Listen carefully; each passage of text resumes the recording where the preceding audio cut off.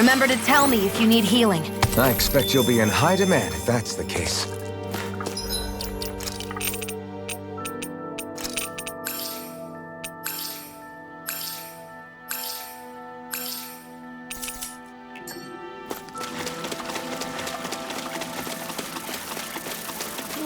A comfortable win.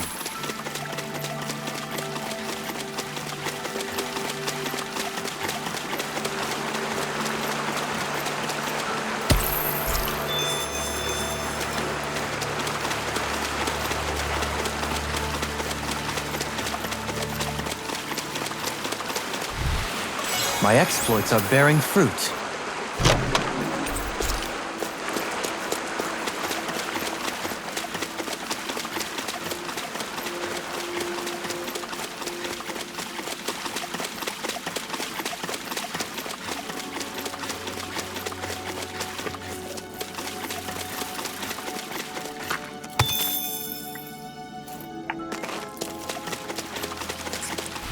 Step back! This one's all law!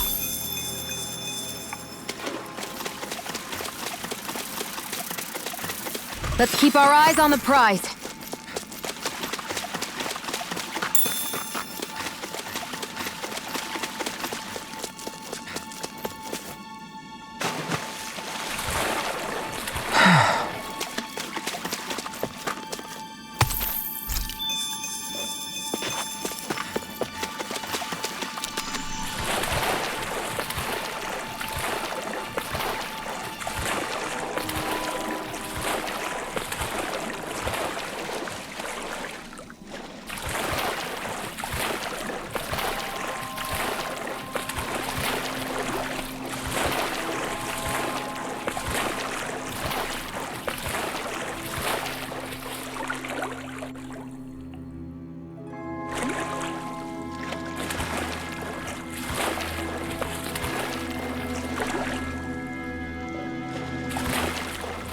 This cavern is surprisingly big. Not to mention nice and cool, too. The way the light from the glowing stones reflects in the water, it almost feels like a dream. What, this damp and slimy place? Are we looking at the same thing?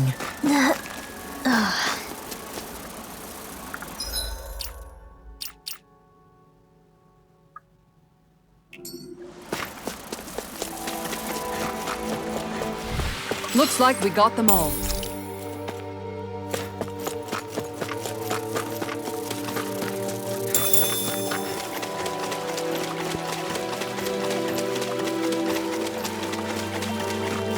Remember to tell me if you need healing.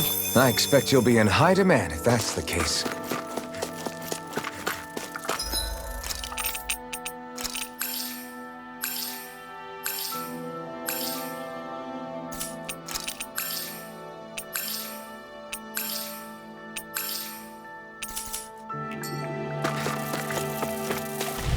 With this,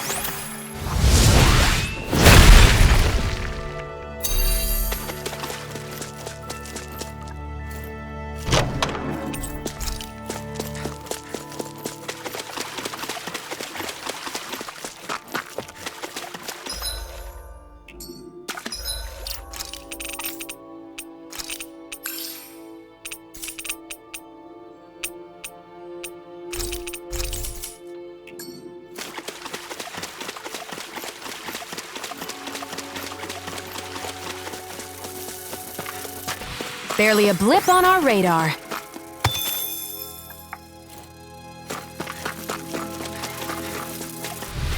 They've really got us on the ropes. Don't forget to heal your wounds.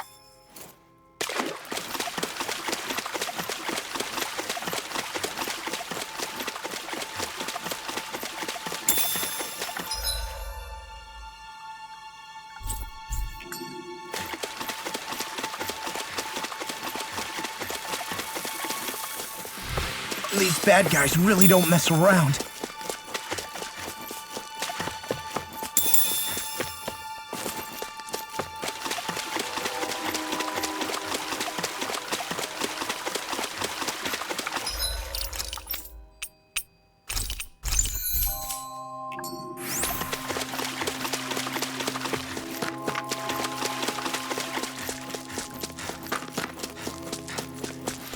I need to be stronger.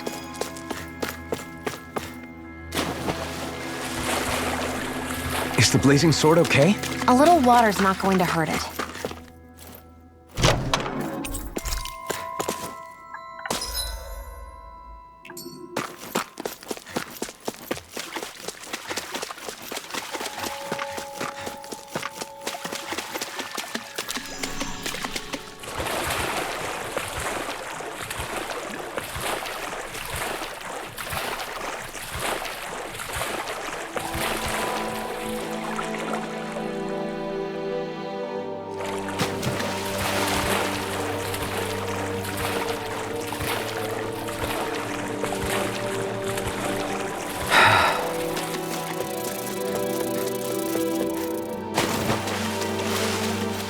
Let's keep our eyes on the prize. Remember to tell me if you need healing. I expect you'll be in high demand if that's the case.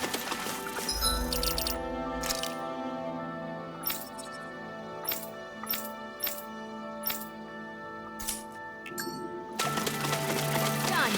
Let's keep our eyes on the prize. Onward and upward.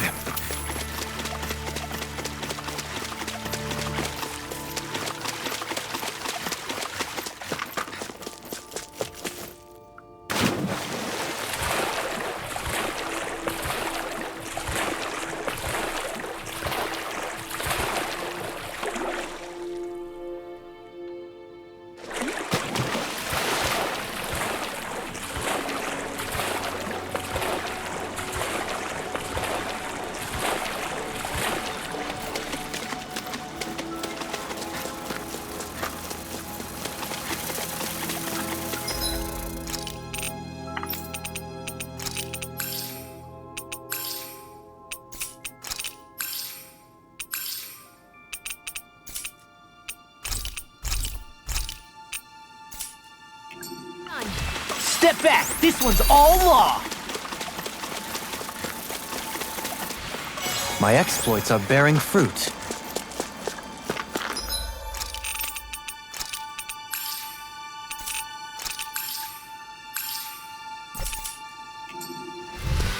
Seems about right to me.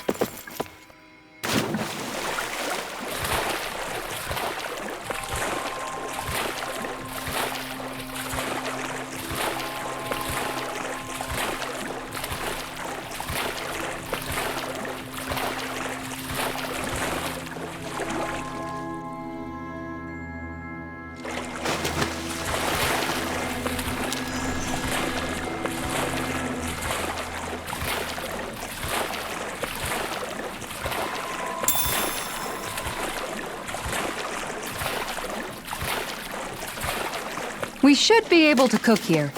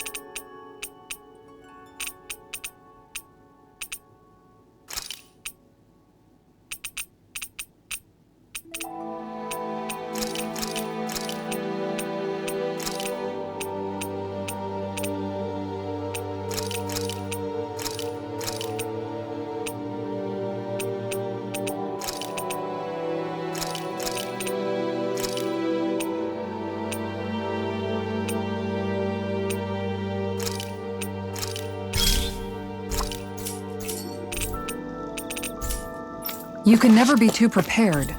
But did we have to?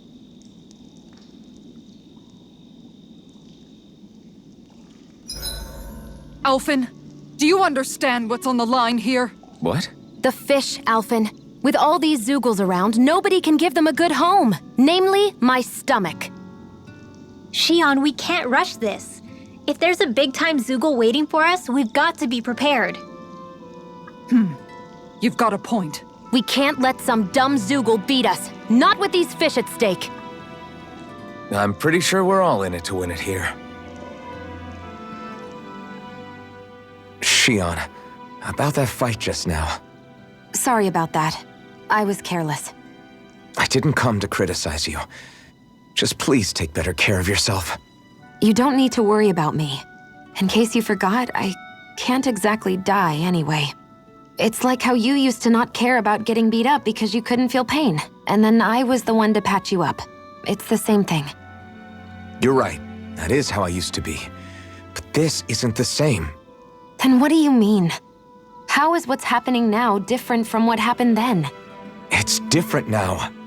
Look, if you mean because you can feel pain again, It's because I don't want to see you getting hurt. You're right. When I couldn't feel any pain, I put myself in all sorts of dangerous situations. I didn't listen to anybody's warnings, and I made a lot of people worried for no good reason. It was foolish.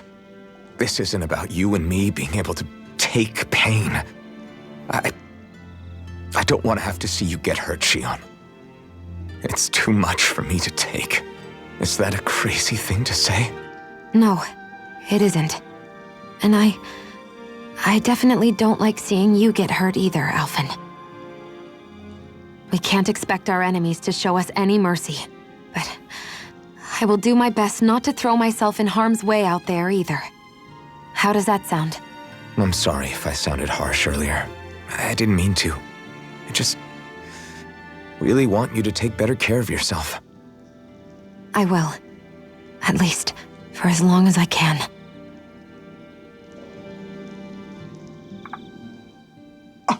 What? Hey guys, I don't see any of our food anywhere. What? I know! The bag we kept it all in has vanished! Some Zoogles must have gotten in behind us and swiped the whole thing while we were fighting. What? Huh? What are you guys talking about? This affects you too, you know! We lost all our food, including all those sweets you love so frickin' much! What? How could this happen? Those sweets are the highlight of my day! Oh, so hungry. Hunger is like that. The moment you know there's nothing you can do about it, it becomes that much more unbearable. Whoever did this, I swear I'm gonna make them pay for stealing our supplies. All that's left now is this one lonesome apple. Law? What? Hey, don't look at me like that. I picked this apple myself. I'm not just gonna... Food. Hand it over. Stay away! Ah! Hey, I'm back. Huh? What the heck happened here? Only a poignant reminder of how dangerous a food shortage can be in a collective. A serious problem indeed. And one we should all be mindful of. I see. Does it have anything to do with why you're holding our food supply bag behind your back? Ah!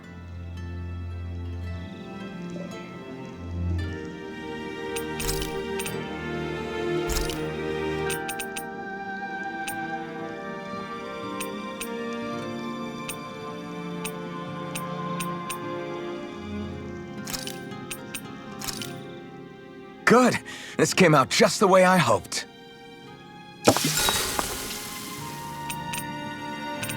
Shion, could we talk a moment?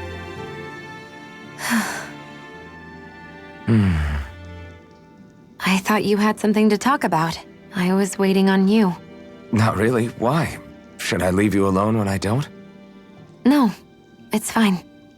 We used to really have to force these conversations when we started talking to each other, didn't we? to say the least.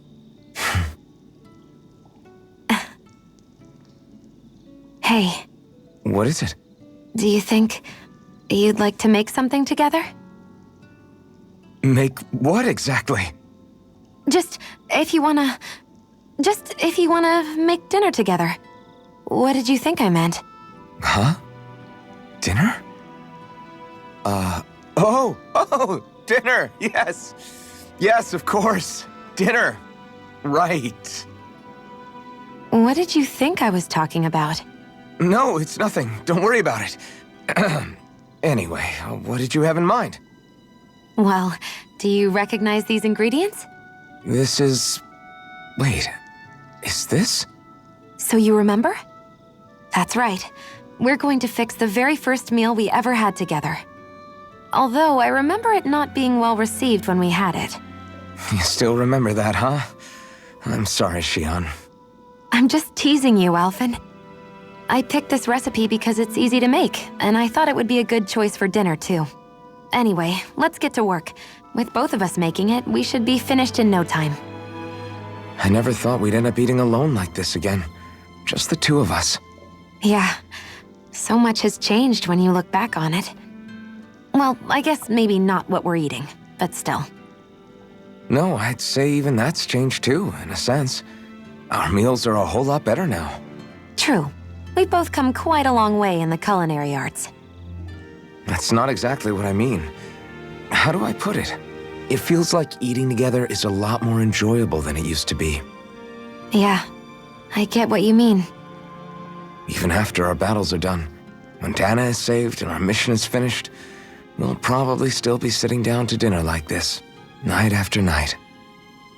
Yep, I doubt that much will change. You've always got to eat at some point. I hope our dinners will always feel like this. Maybe not exactly like this. Hopefully we won't still be camping out.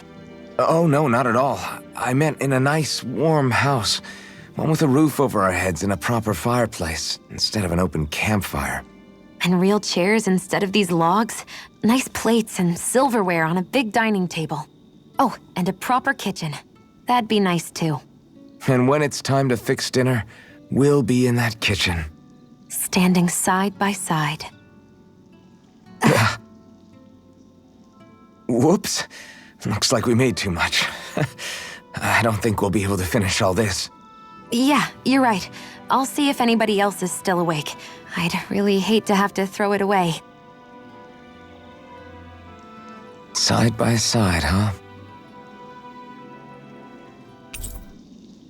I'm looking forward to breakfast.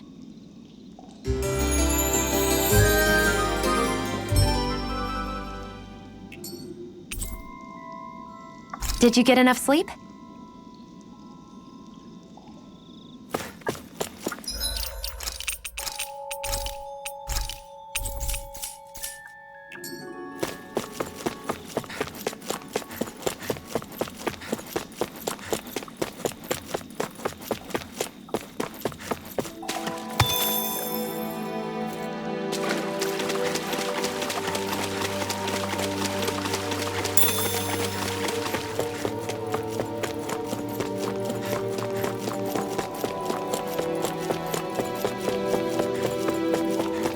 Got a bad feeling about this one. Me too.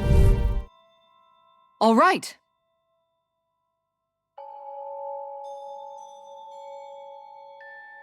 Sure.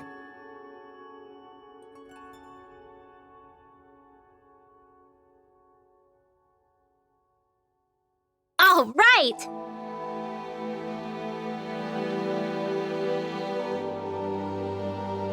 Uh-huh.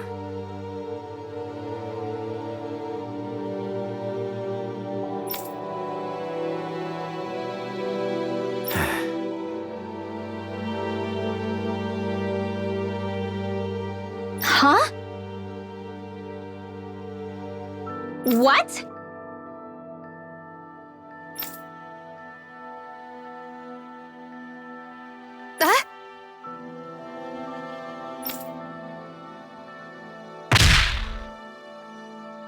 Oh, wow! You dummy!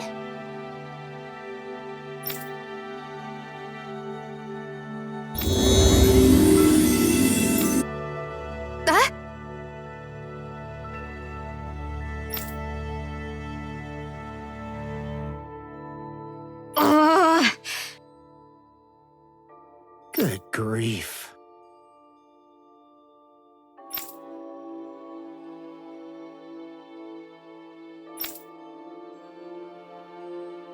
Ugh!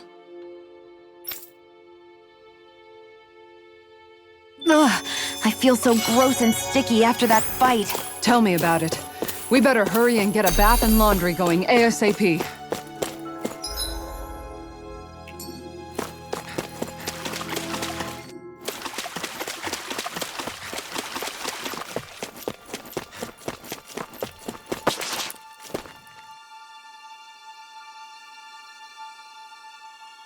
Great!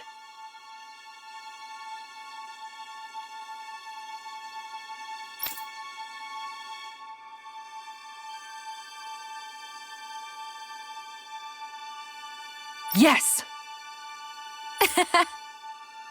Ugh.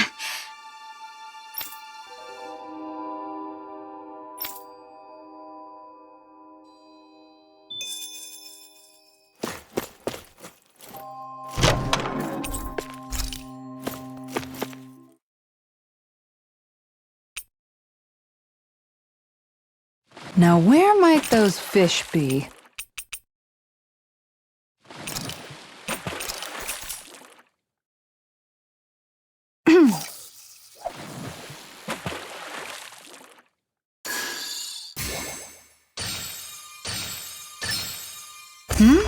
This feels like a big one.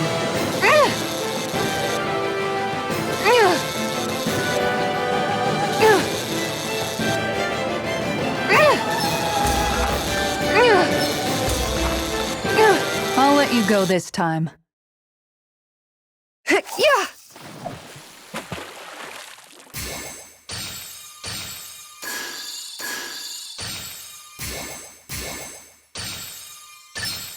Oh boy, she's a big one.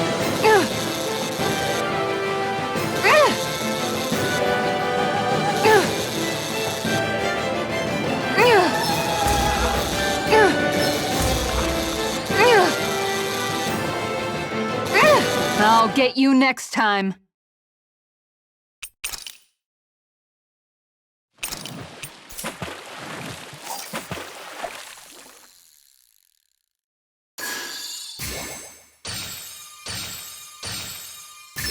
There we go.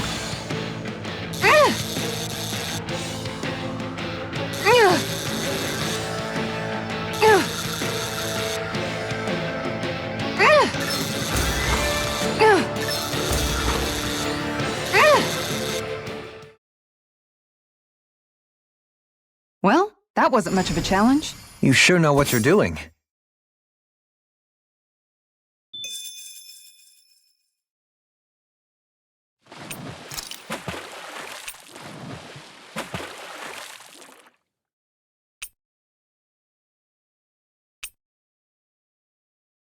Now where might those fish be?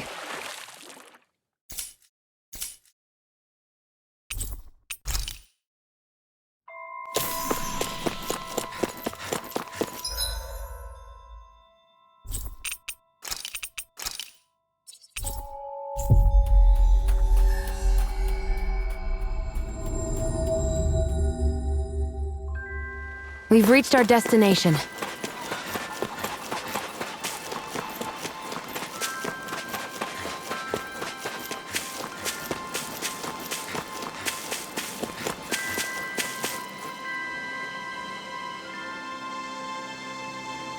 Okay. Okay.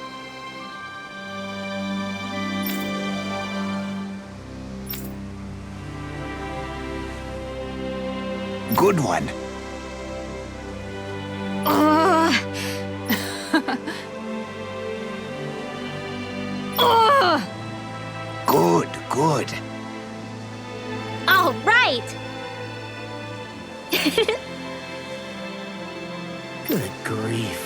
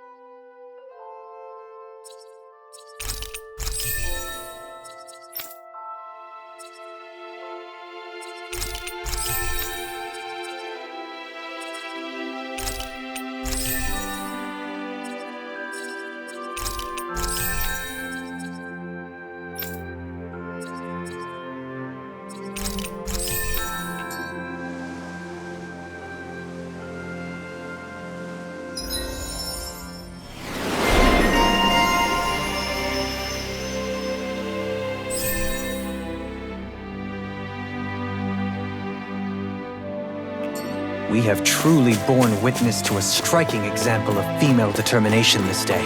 Yeah, you said it.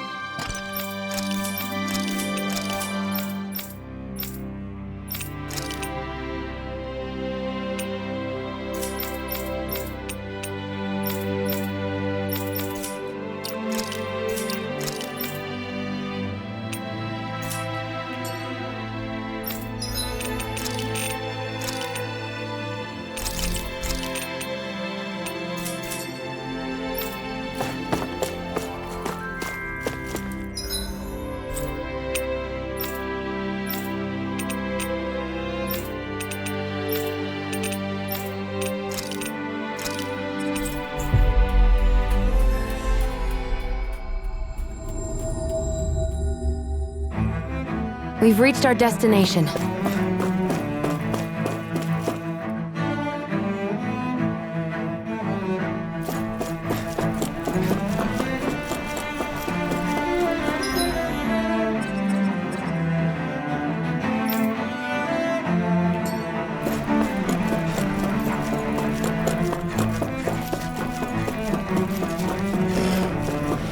Nice. No scratches on my shield or my armor.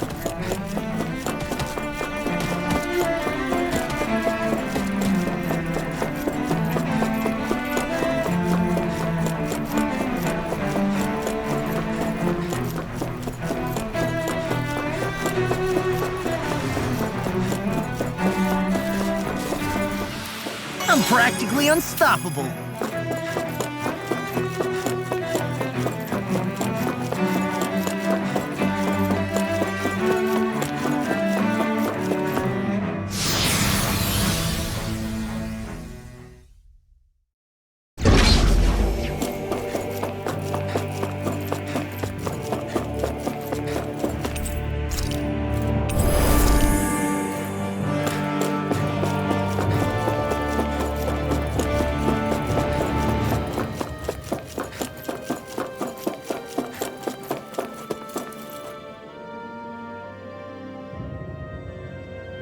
Soon, we might very well learn the truth behind Shion's thorns, as well as my own past.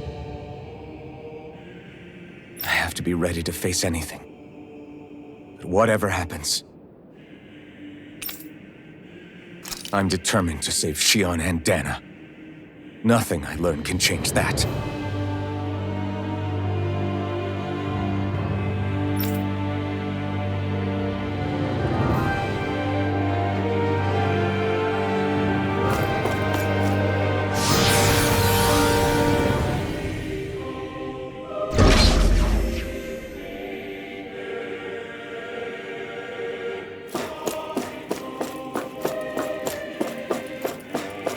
Hold up, you guys. What is it? I want to look through that room over there. Curious what we'll find. That's the room you visited in your past, right? Sure. We can check it out.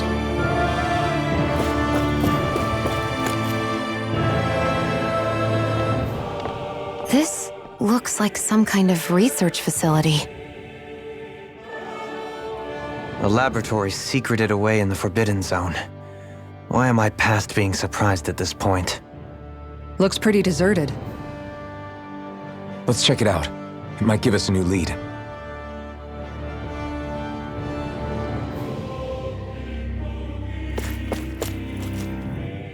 For the people of Lenegus, the Forbidden Zone is the stuff of dreams. Yet here I am, standing within its hallowed halls. It's off limits even for lords, then? Talk about an exclusive club. Being exclusive is one thing, but how many important facilities let in only the Sovereign? Doesn't that seem a little strange? Strange doesn't cover it. If it was only one room, maybe. But a place on this scale? How do they keep it from falling into ruin? Whoever the Sovereign is, they can't manage the upkeep of this whole place themselves. Did no one ever talk about it when you were growing up? No, not that I can remember. Then again, Sovereigns and Forbidden Zones weren't exactly breakfast table conversations. The Forbidden Zone is a hallowed place, at one with the Sovereign's authority, grounds of the one true ruler who presides over all Renans. That is what we believed this place to be. No, what we were made to believe it was. But now, it is finally time to discover this area's true purpose, and why it was kept hidden behind the scenes for so long.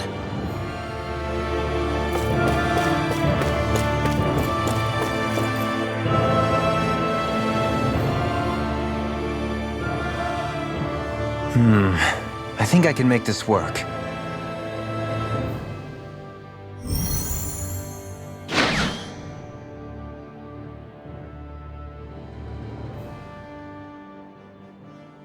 Well, can you make head or tail of it?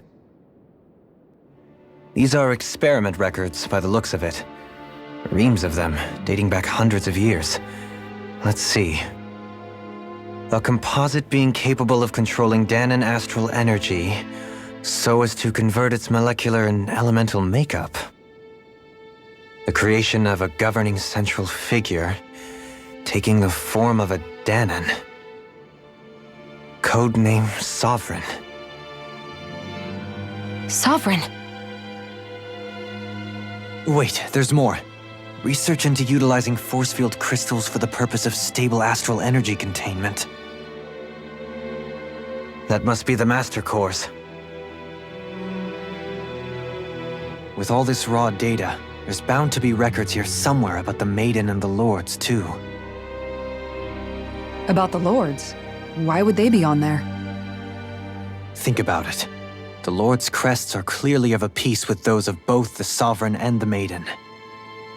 Not to mention the fact that the contenders to the crown are selected from otherwise regular Renan citizens. In other words, it may be that all Renans are unwittingly being made subject to some kind of grand scheme. What about the Sovereign? Does it say anything else? Where do I start? All I've read so far is the headlines. There's so much here. To sift through all of it would require specialized... Wait. What is it? Did you find something? It's a list of names, with the title Test Subjects, Sovereign. It's your call. Read it. There must be dozens of test subjects listed here. Hundreds even. All of them failures. Wait, I think I've found one that was successful. Test subject number 1273. Ethnicity, NA. Unique adjustment index, generation, NA. Given name, Alphen.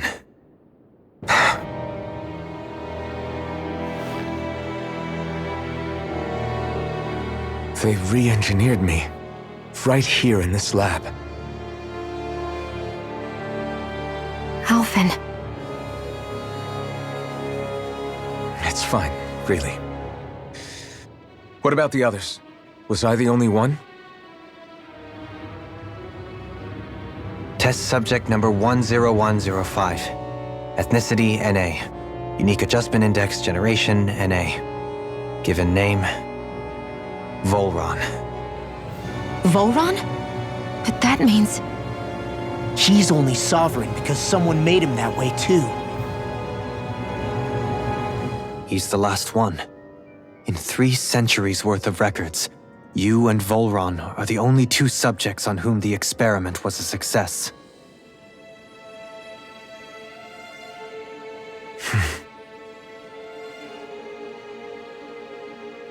But what about the winners of the crown contests?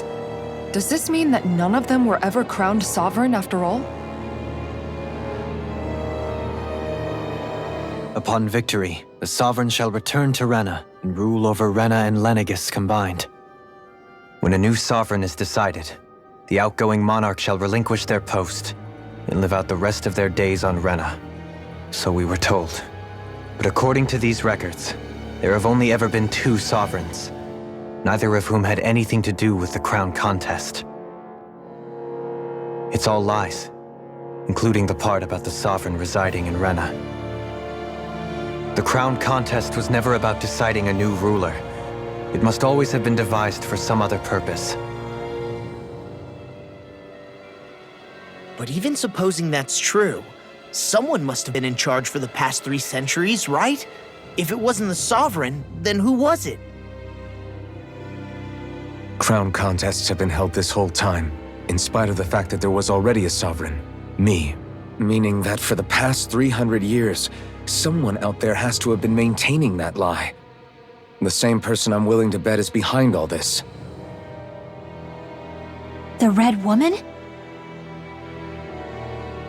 It's possible. But that doesn't necessarily mean she's the mastermind behind this scheme. She could be working for someone else. Someone back on the Renan homeworld.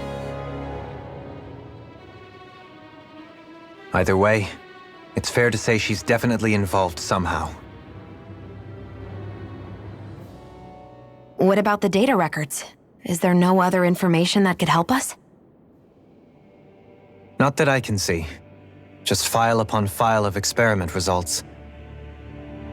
There's nothing here about who's behind all this, or what their endgame is, unfortunately. I've barely managed to scratch the surface, mind you. You won't be able to read through it all, but you're welcome to take a look through what you can, while we're here. I'll do that.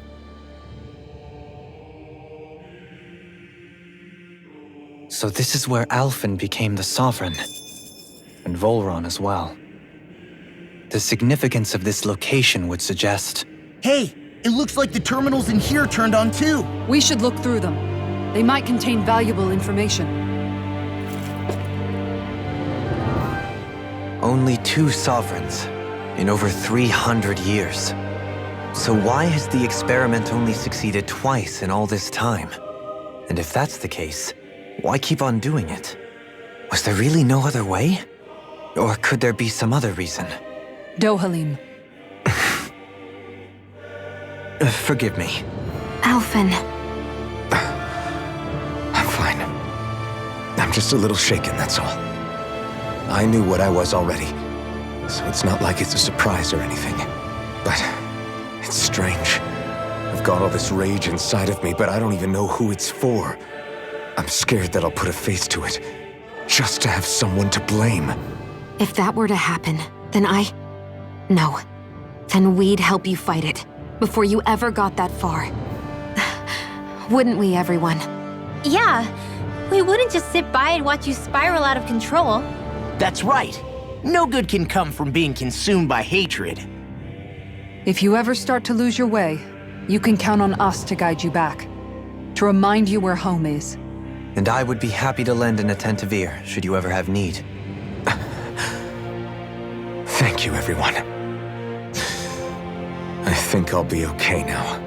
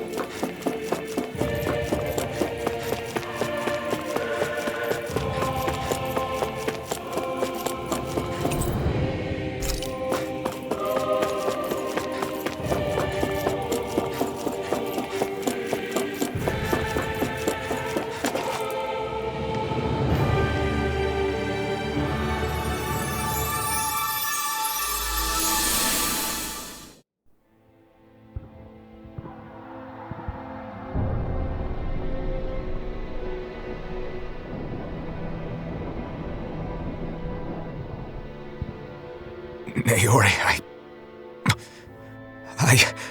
Don't talk. I have to do this. I gave you my word that I'd help you return to Dana. The next time you open your eyes, you'll be home. But you... My place is here with my people. I still have a duty to fulfill. I'm sorry for what you've endured. Renan never should have dragged you into this. It's not your burden to bear. But... The mask contains a sedative. It should keep your mind from tearing itself apart any further. Let yourself go to sleep. This should help with the pain.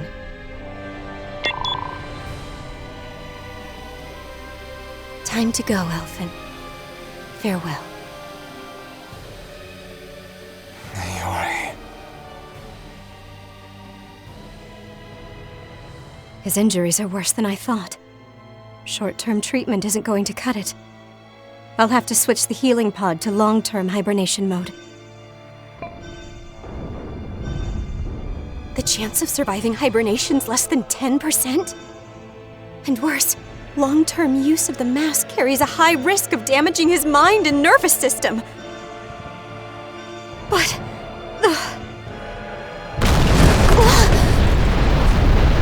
If I don't head back, Lenegis will be nothing but ashes, and this starship along with it.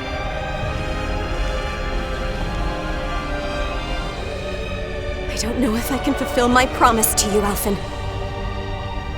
But if doing this will grant you even the slightest chance, I have to try.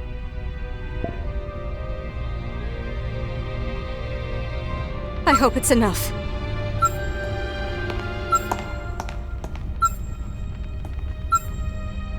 Please, live for me, Alphen.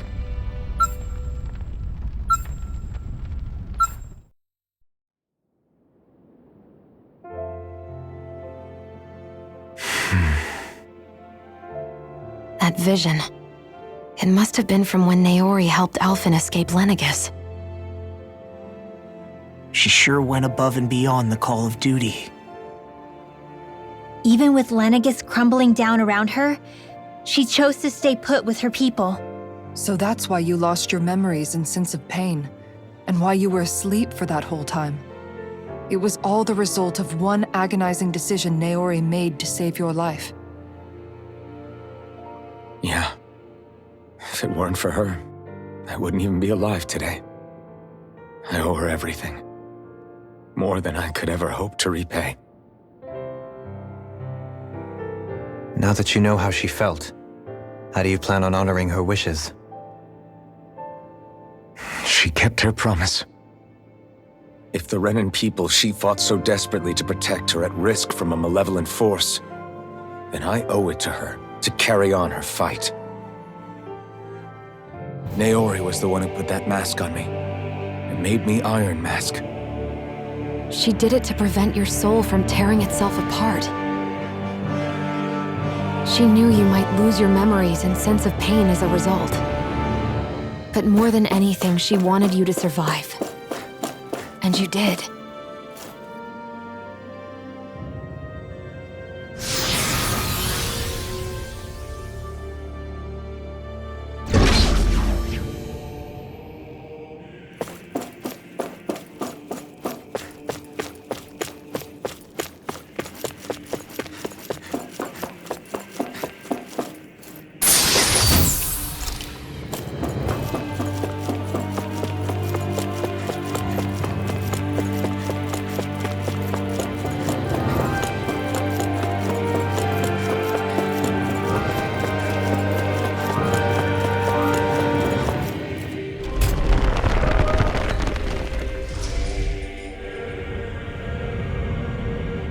This place.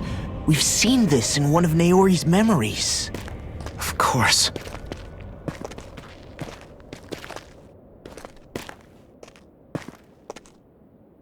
After 300 years, this is where it was held. The spirit channeling ceremony. This is where the Renis Alma was. So this is the place where you and Naori... The Renis Alma isn't here now. Nor is the Red Woman, it seems. I know it's difficult, Alphen, but there will be time to dwell on the past later. For now, we need to keep moving. Come on.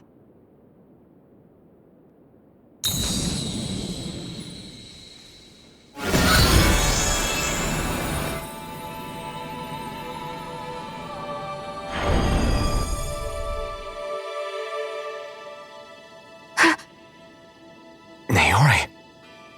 What is this? Is it the work of Dana's will again? It's been a year since the ceremony. That day, I shut away inside of myself the power that caused Alphen to lose control. Since then, my visions of the future have grown more and more fearsome. Is this another memory? No, it's different this time. It's like she's speaking directly to us. What we did back then. Not so much as a day passes when I don't think about it. About what was done to us. All in the name of a ceremony. The purpose of which we were never even told. As Sovereign, they linked Alphen's consciousness to Lenegis itself. The Renis Alma was intended to control his power, lest anything should slip through its cracks. That day, as Maiden, my role was to temper his power. I was meant to guide it forth, and give shape to the strength inside of him. Linked to Lenegis itself? But then, everything that's been happening... But that power showed me a vision. A vision of oblivion. When I realized that vision was a prophecy of the apocalypse we were about to unleash, I couldn't go through with it. But without a maiden, the ceremony was doomed. Alphen lashed out, his consciousness no longer his own. I did what I could. Using my abilities as the maiden, I tried to seal that power away inside of me. But it was too late. Lenegis had already been brought to its knees. Thousands upon thousands of lives so cruelly snuffed out. All because of me. Because of what I had done.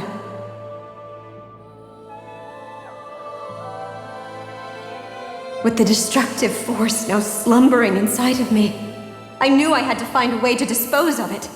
Anything to make up for my failure. But I didn't know how.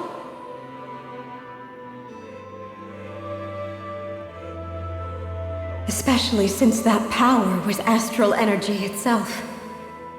In which case, ironically enough, the Renis Alma seemed to be my best bet. That, at least, would hold the astral energy dormant. Assuming that no malevolent third party got to it first. With the Sovereign and Maiden's combined power, perhaps I could shift the chaotic energy inside me into the Renis Alma instead.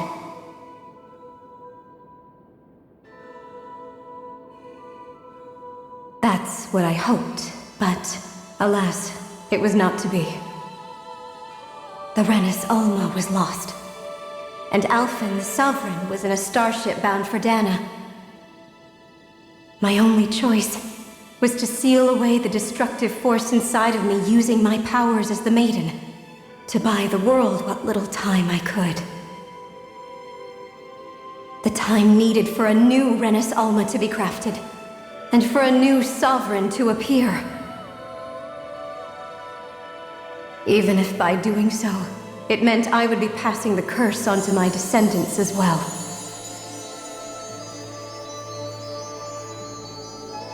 Please, forgive me. I never meant to burden the future world with this threat too. I only wish that there was something more I could have done. Wait, you can't just...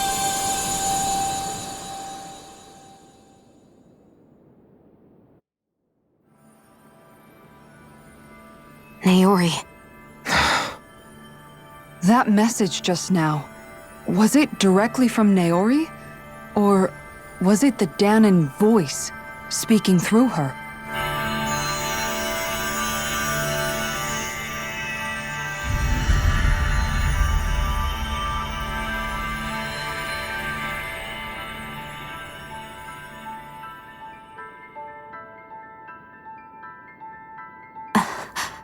What? These are the clothes that Naori and I wore during the ceremony 3 centuries ago. So you're saying this is the Maiden's outfit? That's right. These clothes are designed to resonate with the Sovereign and Maiden's abilities. They focus and enhance them. And they appeared now because... Naori must have left them here for the new Sovereign and Maiden, knowing the day would come when they would need them in their fight against the Thorns. These outfits are directly linked to the answers we've been chasing this whole time. If they're here, it must mean it was Naori's will for us to find those answers as well. Locating the Renis Alma would allow us to neutralize the dark astral energy inside Shion, thereby silencing her thorns. Is that what Naori's suggesting? It makes sense. After all, Master Cores and Spirit Vessels are both able to prevent the astral energy inside them from developing sentience. By that logic, it would stand to reason that the Renis Alma would have the same ability on a larger scale. We have a Maiden and Sovereign. Now all we need is the Renis Alma, and we'll finally be able to free you of your thorns. Shion. It's possible? You really think so? I do. We can rid you of your thorns and stop the world from falling to oblivion. However, the spirit channeling ceremony already failed once. Even if our goal is different this time, we can't be sure the same thing won't happen again. We should take care not to be too optimistic. You're right. It's the barest sliver of a chance. But if there's even the slightest hope it can work, I'm willing to stake everything I've got on it. I know it's too early to let myself feel relieved, but I just can't seem to help it. Just hearing there's the slightest chance, even though I know the world's still in great peril. It's selfish of me, I know, but still. No, it isn't. You found hope to believe in. It'd be strange if you weren't over the moon about it. Rinwell's right. We can rid you of your curse and still save the world at the same time. Thank you. Naori entrusted us with the fate of all humanity. Now, it's up to us to prove that trust was well placed. Starting with a little game called Hunt the Renis Alma. Yeah, we've come all this way. Now we just need to search Lenegis and Rena until we find it. Yeah, we can protect the world and save Shion at the same time. I too shall lend my services. My knowledge of Renan lore is bound to be a useful asset. And they say modesty is dead.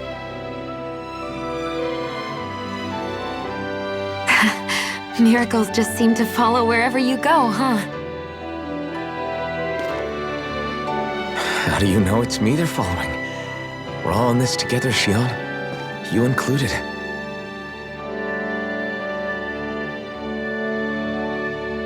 Now let's get moving, shall we? Last I heard, we had an apocalypse to stop.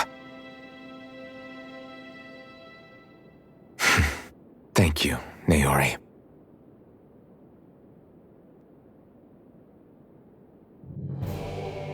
So Naori sealed away the power that made me lose control of myself. She stopped my rampage and saved my life. But then, that power she'd sealed away was passed down to you. I'm so sorry, Shion. It's my fault that you're cursed. You're wrong. What happened to you was because of the ceremony and Naori's attempt to stop oblivion. You paid a heavy price for it, and then fell asleep for 300 years. The reason you lost your memories is the reason for your curse. The thorns. It all leads back to them. But once they're gone, we can finally put an end to all this. When my thorns are gone, I never dared to dream that such a thing could be possible. No, the truth is, I think maybe I've always been dreaming about a life without my thorns. The touch of my family, or playing with my friends, holding hands with Rinwell, or giving Law a deserved smack, embracing everyone. All the normal things that people do together. I always wished I could experience them for myself and finally know what they were like. Is it really okay for me to believe it can happen? I'm so scared of getting my hopes up. What if it doesn't work out in the end, and... That's not going to happen. I'm here to make sure it won't. Forget fate or destiny or anything else. We're going to live a normal life. There are a lot of things you still want to do, right? Yeah, you're right. It's such a strange feeling. I know that we've still got plenty of fighting up ahead, and it's for my sake, so I can live. You're worth fighting for. I believe you, Alphen. Good. I'll keep on fighting. For as long as it takes. Until our future is finally in our hands.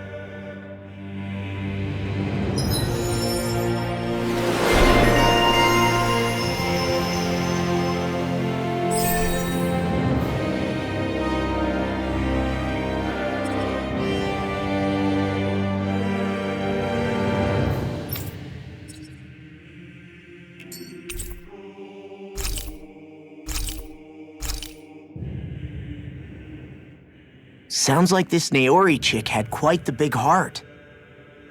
Her position demanded nothing less. From the sound of things, she didn't focus on differences, least of all those between Renans and Danans. Yeah.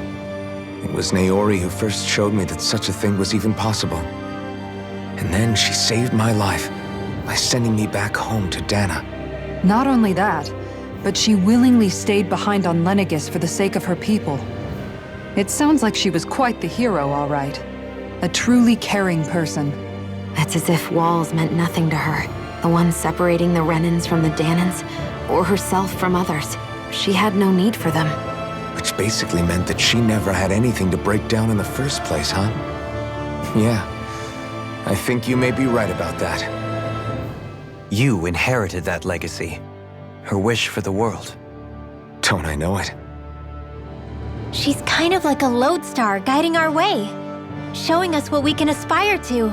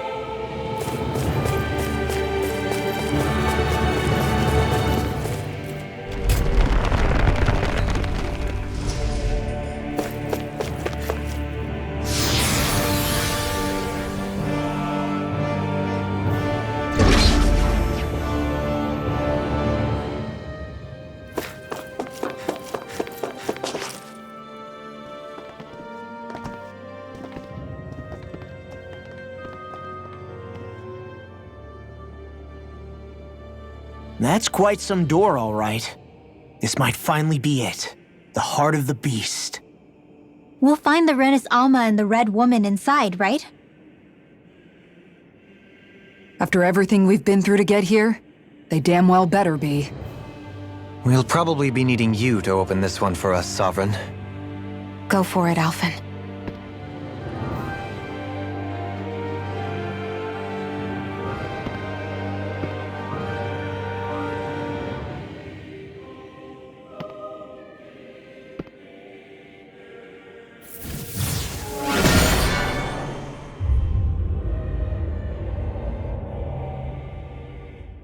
This is it, guys.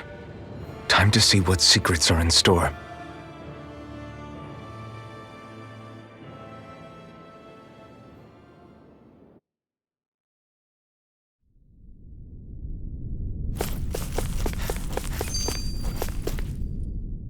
We're a long way from the residential quarters now. It looks completely different. Yeah, you're right. Actually, this place, it reminds me more of being back inside the wedge. Except the Danon astral energy feels even stronger here.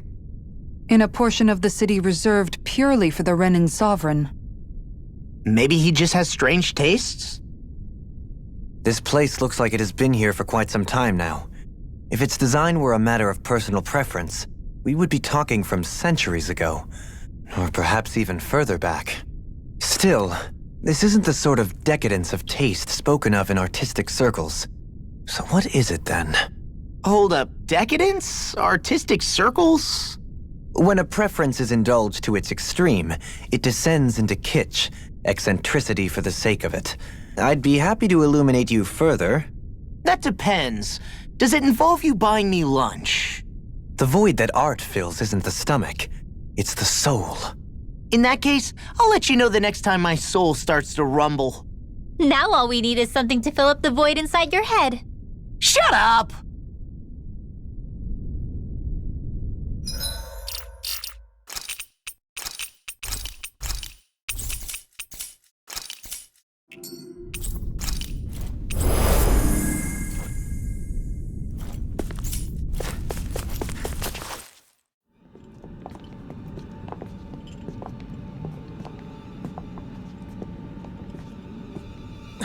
Volron!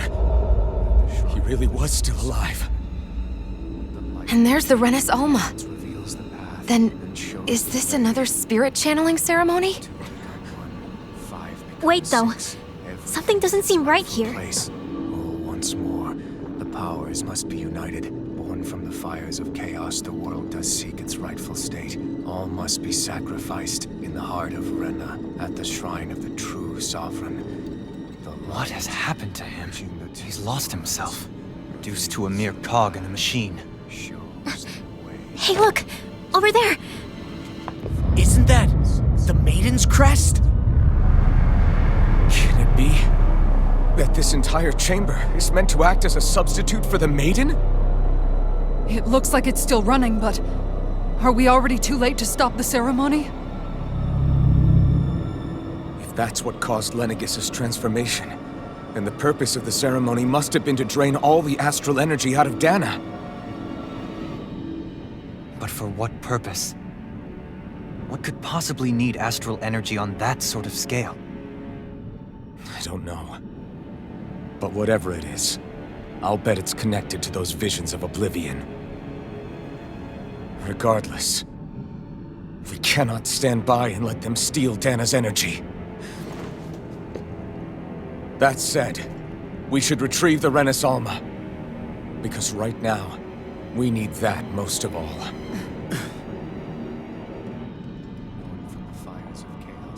He's not gonna lunge at us out of nowhere, right? Not the time, Law. Alphen, look! The Red Woman! So we finally found you. I have a lot of questions for you. Wait! What? They all have the same face? How is that even possible?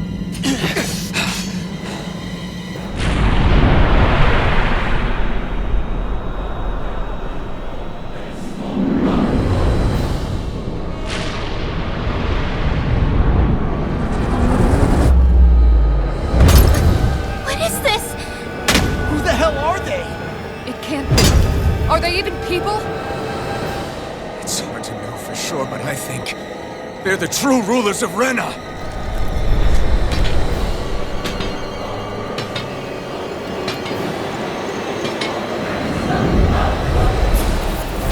They're not feeling particularly talkative. It's no use, Alphen. If we don't fight, we may as well be sitting just here. Good point. Let's stop them before this gets out of hand. Heaven and earth.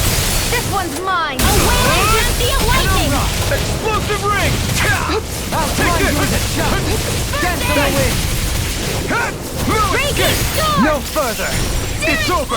Far enough! Double demon fang! Incineration weapon! Heal my weary companion! Take this! Glacier spear! Being interrupted! Soaring Double blast! demon fang! Seismic rupture! Here, Sharply! Elusive steel! I'm nearly done for. Try harder! Not a chance! You're mine! Anything in armor! This is some punishment. You'll pay for that! Corruption! Dragon Swarm! Gemini Aqua! Strike! Annihilation! Lightning! Here I come! I'll bring you Double back Demon Fang! The water blast from Jet's abyss! Here I come! It's over! Double Demon Fang! For the wicked. Shine! Radiant light! Here! Leave the torch! Regenerate! Recover! Suffer in second. Double Here my call! Yours to be negative Dragon Swarm! A whirling struggle! Heaven! You picked the wrong fight! Spread! Raining Splash! Incineration Wave! Glacial Spear! Pierce evil! Double Demon Fang! Now you see what I can do! Searing flame! Raging storm! Dragon Swarm! Rain down and purify Double Demon Fang! Annihilation! Raining Slash! Sword Rain Alpha! Burning strike! Strike! Radiant storm! Hurricane Thrust! Pierce evil! Freeze lightning! Coming through! Ha! Now! Scarlet Inferno! Shine! Radiant light! Heaven and earth! Resistance! I'm never a wailing banshee Double of Demon lightning! Fang! I owe you Our incantation ruined. Hear my call! Get the wind! Dragon Swarm! In here! Onward! Blow away! Glacial You're Spear! mine! Pierce evil! Double Demon Fang! Freeze Lancer! Burn in hell! A whirling Double Demon storm! Fang! Winds of hell! Double Demon Fang! Fury! Burning! Take this! Now you see what I can do! Freeze Lancer! Double Demon All Fang! disasters Dragon made one. Swarm! Come forth and hear the healing journey!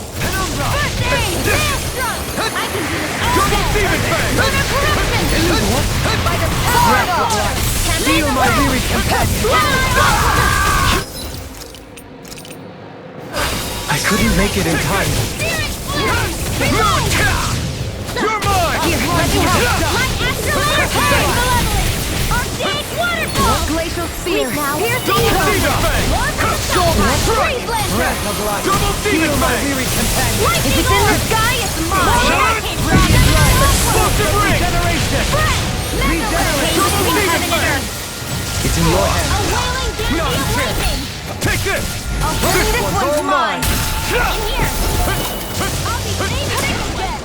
Raging cascade! Spread! To the heaven! Burn in hell!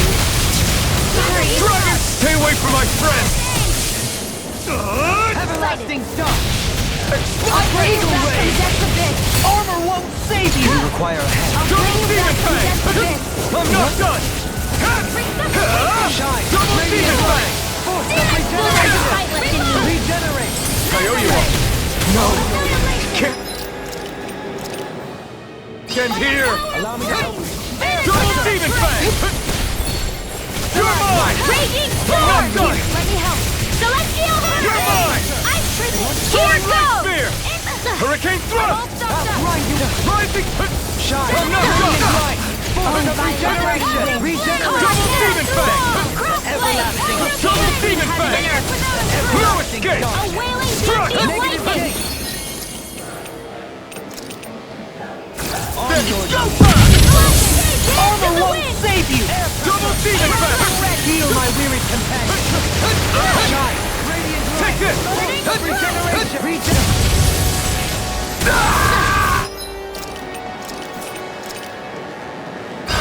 I owe you one! Thunderblade! Double Demon Fang! Lunar corruption! Come forth! Holy Take flare! this! Holy flare! Dragon Swarm! Double Demon Fang! Breath of life! Keep my weary Double companion! Demon Fang! That'll bring you down! Cool! Thanks so much! Oh, sparkling stars and light! Rain down! You picked the wrong fight! Radiant flood! Here! Strike! Forgive me! Double Demon Fang! Astral energy! Say no more! I'll bring you back from death's abyss!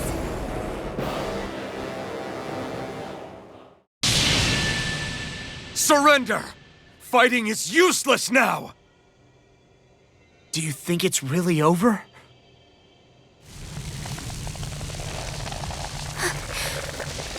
ancestral energy. Watch out!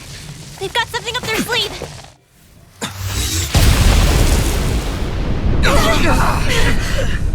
What? It's self-destructed? Alvin! I'm okay. Just a little roughed up. You had me worried there.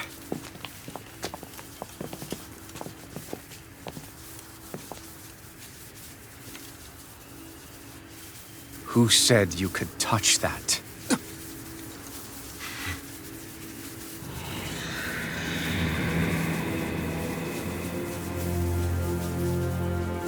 Damn it! He's awake! I should have thought as much. So you know this place? Naturally, it was built for me, after all. We'll save that for another time. More pressing is how I'm going to tear you apart. Even after all this time, you still insist on hating me? You cut me down. Sovereign or not, you will pay for that. You're obviously bluffing. You can't even move right now. Really, is that what you think?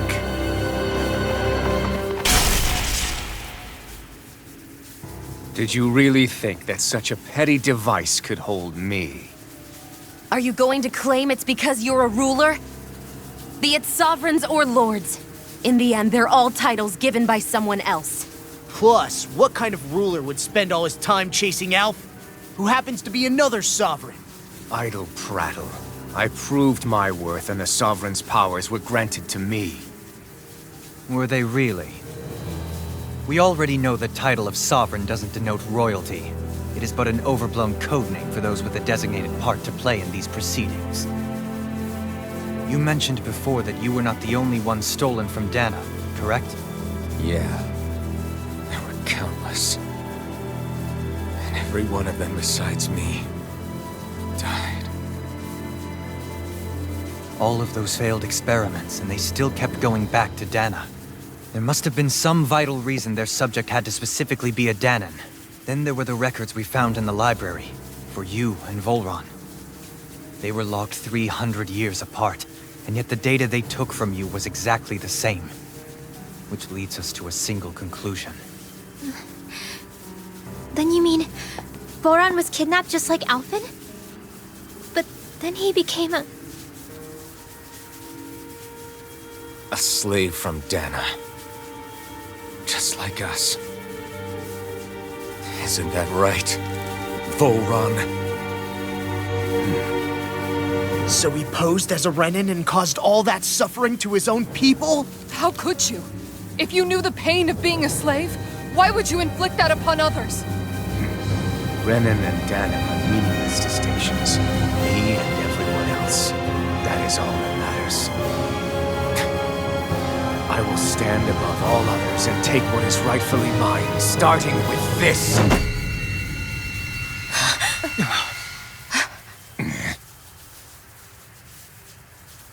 A red woman? Another one? Give your master back on Renna this message. No one makes a fool of me. Let them know I'll make them suffer.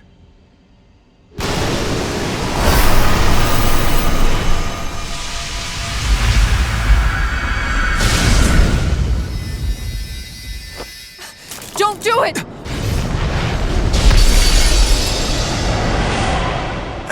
Serenus Alva!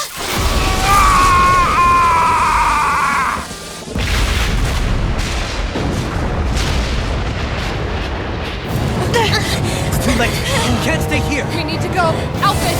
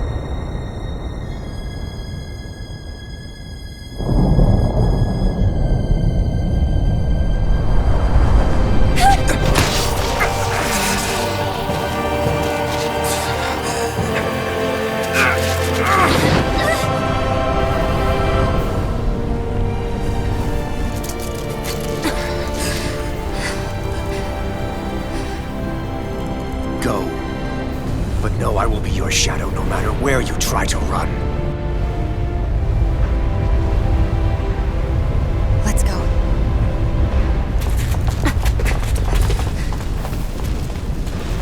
Never forget, I am the one who devours everything. Who answers to neither spirit nor man. My word is law! I am...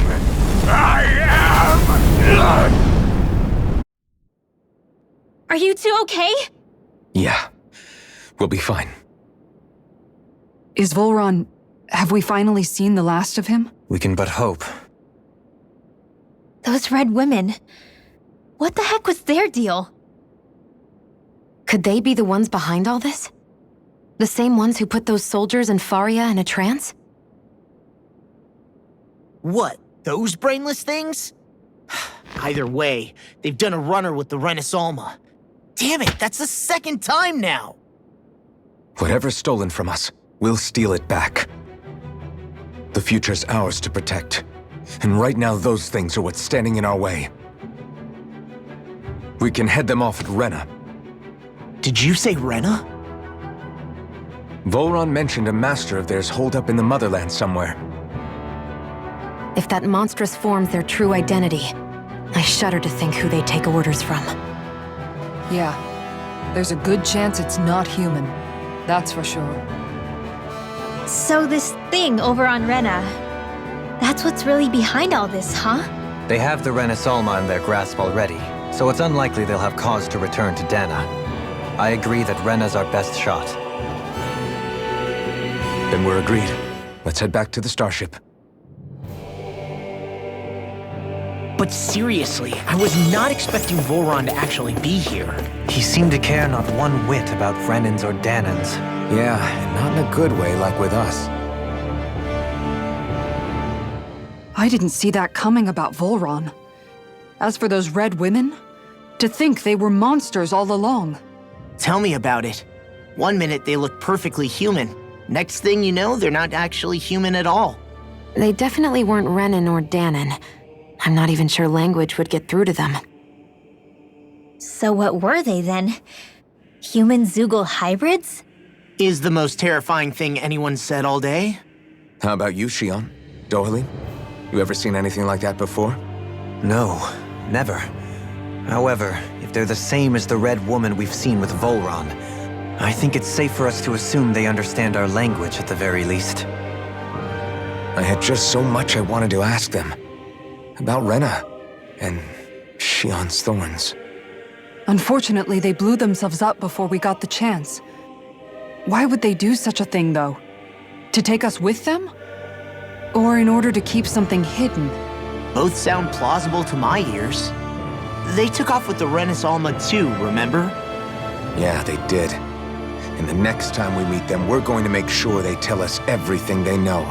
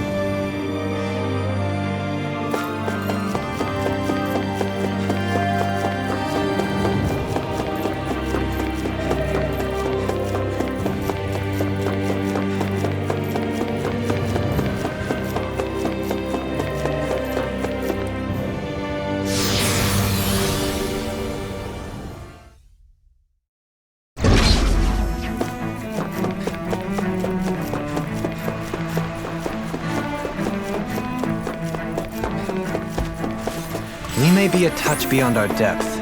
We barely got a look at the thing.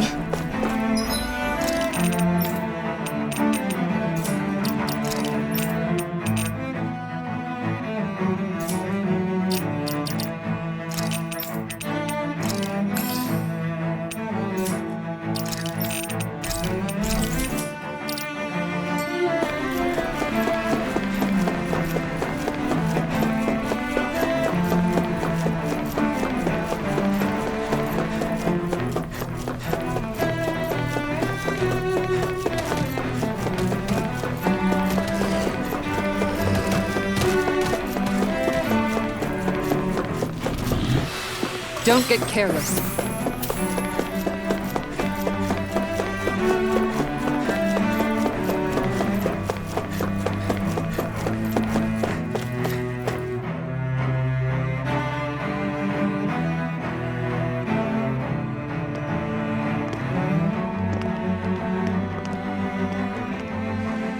What the? When did it get pitch dark all of a sudden? The lights are all out. Think it has something to do with the explosion back in the Forbidden Zone? Doe? You two. Faria, Avakir. Thank goodness you're safe. Avakir filled me in about everything. About how I ambushed you all. She doesn't remember a thing, so she really was being controlled. He told me about Tarnigan, too. Is it true? What difference does it make? What's done is done. Stop casting me off, just for once! Faria, not now. It can wait. Dohalim, Lenegus is in grave peril. So I can see. It's the city's core reactor. It's damaged. Some of the basic systems we've managed to keep online, but complete restoration's still a way off. You're an elite technician, though. You can fix it, right? If so, then what's the problem? Panic's begun to set in among the citizens. Until now, whenever something like this happened, the Sovereign would issue a decree. But this time, not so much as a peep. Any longer and we run the risk of riots breaking out before we can get things back up and running. Forget the Sovereign. I doubt you'll be hearing from him anytime soon. What's that supposed to mean? Do you know something I don't? Suffice it to say, the Sovereign isn't the kind of ruler we thought he was. That is, if he ever even existed, which is looking doubtful at this stage. Are you out of your mind? Why, if people knew that a lord such as yourself was whispering such blasphemy, they'd— There's no time to explain now. It sounds like we need to find a way to keep Lenegus from spiraling out of control. We need to stop that riot. But how do we do that? Riots feed on discontent and unrest, right? So if we want to keep the peace, we just need to put people's minds at ease. At ease? Like by letting them hear directly from someone they trust. That's it. Who's the highest-ranking person in Lenegus right now? Lenegus wouldn't have a next in line.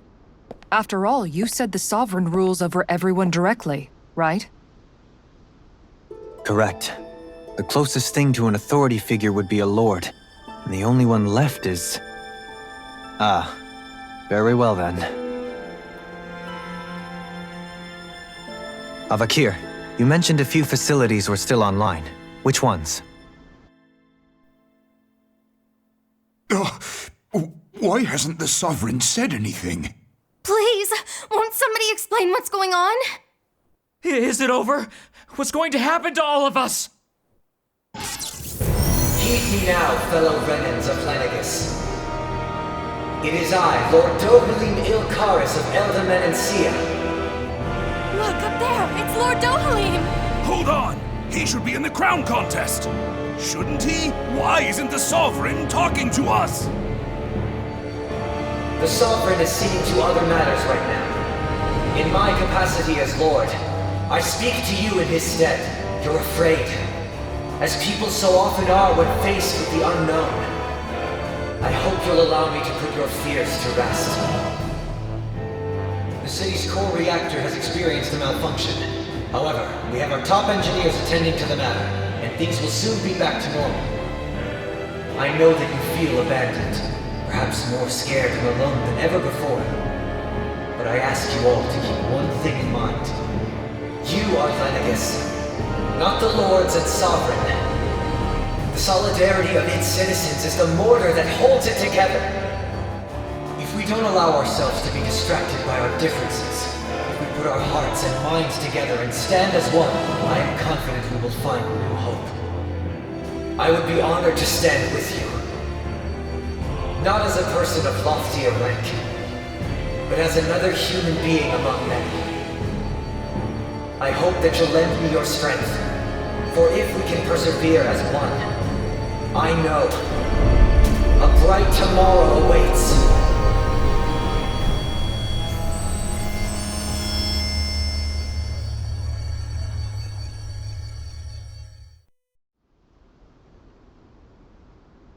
Your speech seems to have done the trick. Looks like the city won't be descending into chaos after all. I only pray the relief will tide the city over for the time being. What you said earlier, about the Sovereign possibly not even existing, was it true? It's still too premature to say with any certainty, but I believe so. This whole time, this world we've been fed was a lie, built on nothing but falsehoods. But it can't all have been... I can believe it. After everything I saw in the Forbidden Zone, what they did to Faria, it's the only explanation that makes sense. But what about hierarchy, Avakir? Authority? The very foundations of Renan society? How can we live without someone to guide us? I'd say we found someone capable of doing just that, wouldn't you? You? You can't be serious.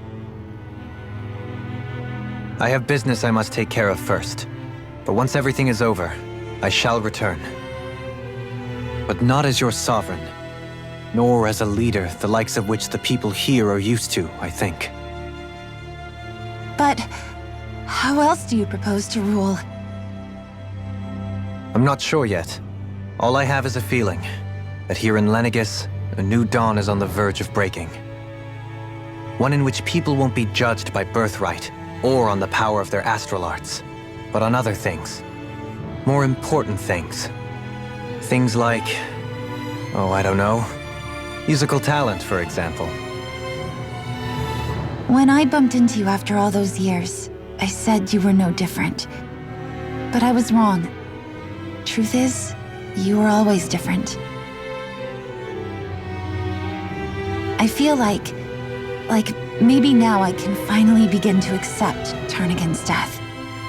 To see a future.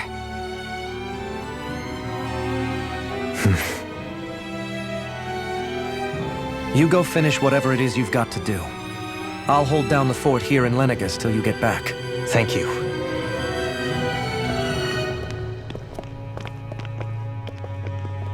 I guess you're not going to make it to Menancia for the foreseeable future, huh? Indeed. Forgive me. The people of Elda Menancia can look after themselves just fine. It's the ones here on Lenegus who need someone to guide them. Besides, with you leading the people here, it'll help spread the idea of coexistence beyond Menancia's borders that much faster. Sounds like you're in it for the long haul. How could I not be, after the second chance that I've been granted? From this day forth, I shall dedicate myself to the future inhabitants of this world. Though the memories of the departed shall remain forever in my heart. Remember, you're going to be leading the people here, not ruling them. True enough. Whatever would I do without you, Kisara? With or without her, I suspect you're gonna have your hands full when the time comes. We should be heading back to the ship. Business on Rena awaits.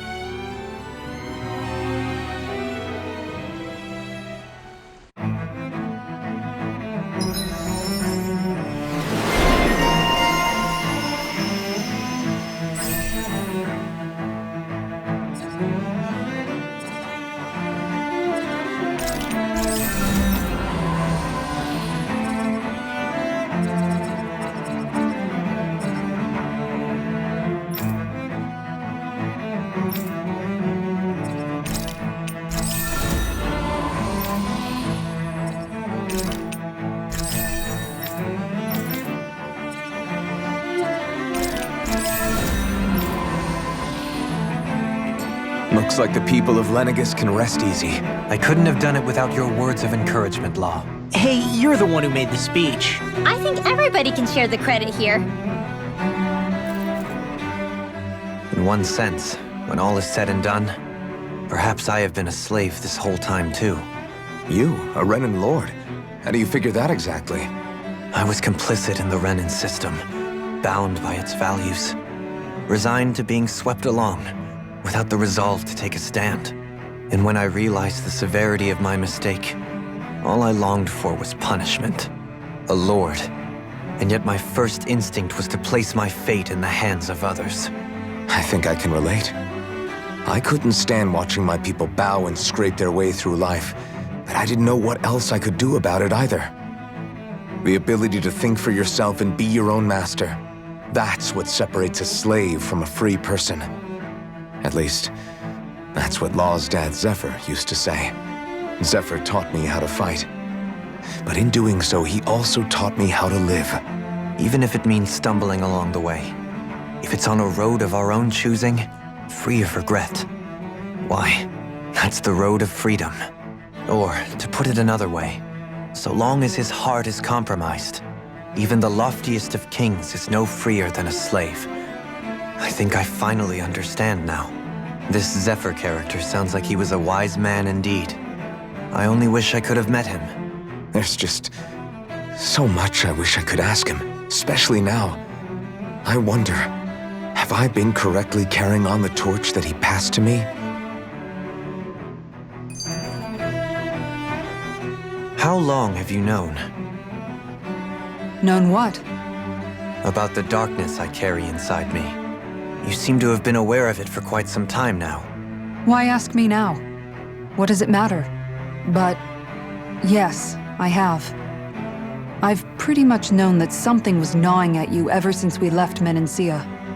So basically since the very start of our journey then. Just when I thought I couldn't feel more ashamed.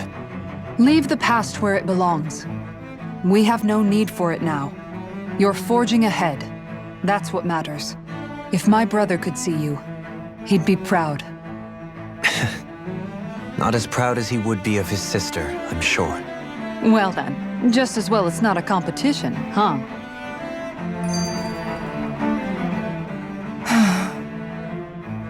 Kisara? Anyone at home in there?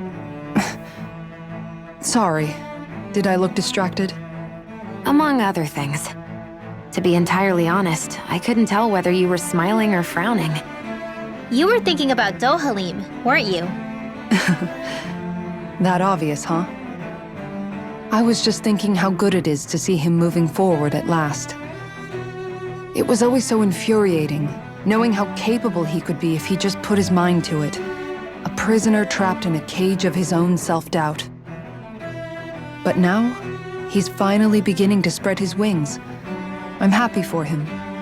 So, then why do you look so sad? Oh, I don't know if I'd say sad. There's a bittersweetness to it, I guess. It's good and strange, knowing that he won't be needing me anymore. It probably sounds weird, doesn't it? I have this massive worry off my mind. I should be jumping up and down for joy, right? Must be that maternal instinct of yours at work. Rinwell's right. You're like a mother bird, finally letting go as her child takes his first shaking and nervous flight from the nest. A pretty big child. That's one way to look at it. I wouldn't like to see Dohalim's face if he heard you say that. All this has made me realize I can't allow myself to become a prisoner of my own making like he was. If Dohalim can forge his own path ahead, then I can too. I won't be left behind.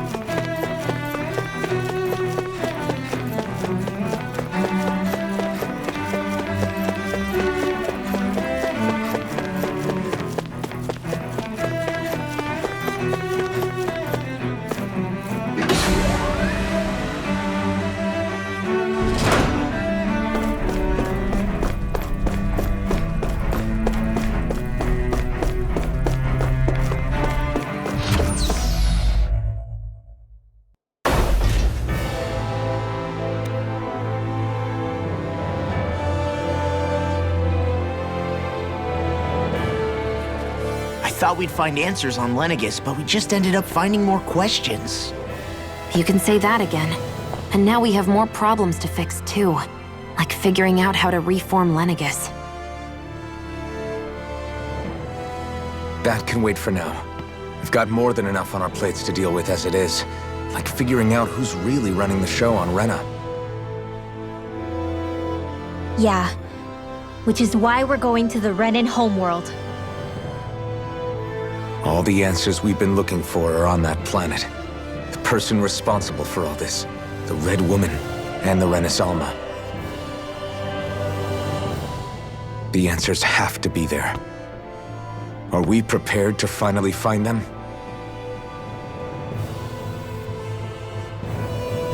So, what do we do first when we get there? We know nothing about the Renan homeworld or what we might face once we arrive. We should get a feel for how things are on the ground before we take any serious steps. It's also entirely possible that the first thing we're going to face is an attack. If we come across a capital, we should... What?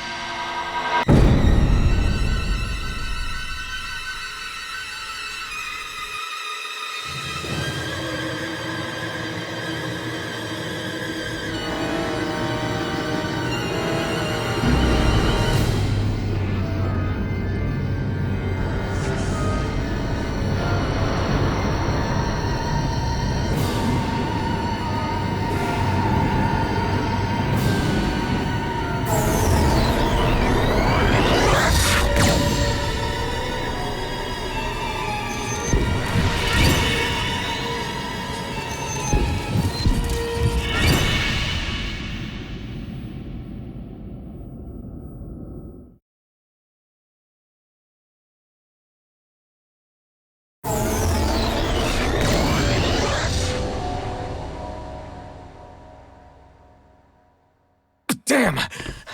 The hell just happened? Our course has been altered. The coordinates are pointing to a different destination. What's that? The ship's controls aren't accepting my commands. The engine is being shut down. That's bad, right? Quite bad. We've lost control of the ship. Is all of this the Red Women's doing? Are they trying to finish us off before we can land? Everyone!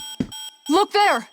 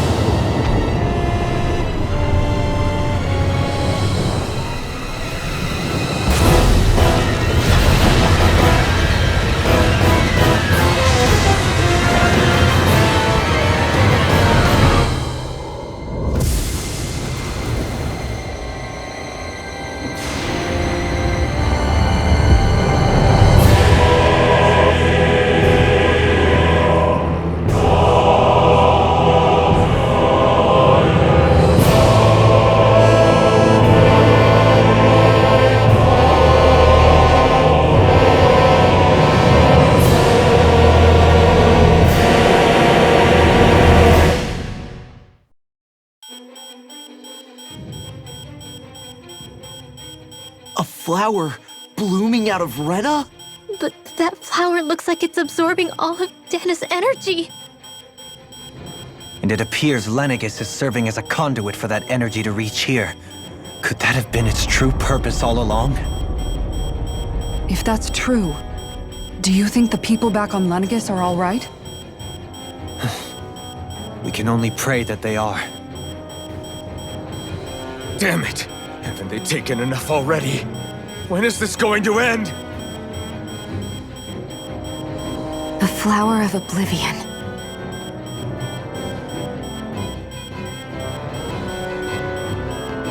With everything that's happening, we need to get back to Lenegis. Is the ship still offline? Unfortunately, yes. Even more so than when it lay dormant. Can you fix it? Starships are extremely complex machines. One wrong move while we're out here in space could very well cost us our lives. So what? We're just stuck inside here, floating around? For how long? I don't believe this. We've made it all this way, and now we're stuck here? We're watching Dana die before our eyes, and we have no choice but to sit here and starve to death? Law, calm down! You're not the only one who's worried here. Right. Sorry. It's still too early to give up. There has to be a way to get out of this. Alphen. Now what? The starship, it's back online? No, this is different. Something is pulling our ship in towards it.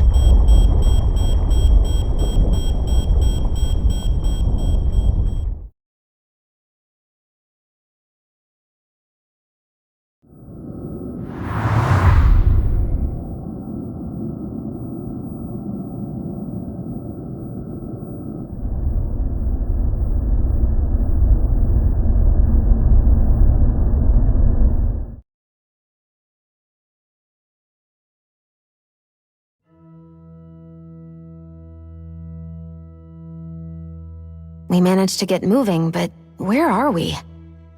It looks like Lenegis in here. Do you think we might run into more Renans here? Or those red women? Perhaps. Someone brought us here. The question is, who? We haven't been ambushed, so that probably means they aren't hostile. Still, why would anyone want to bring us here? Hey, Shion!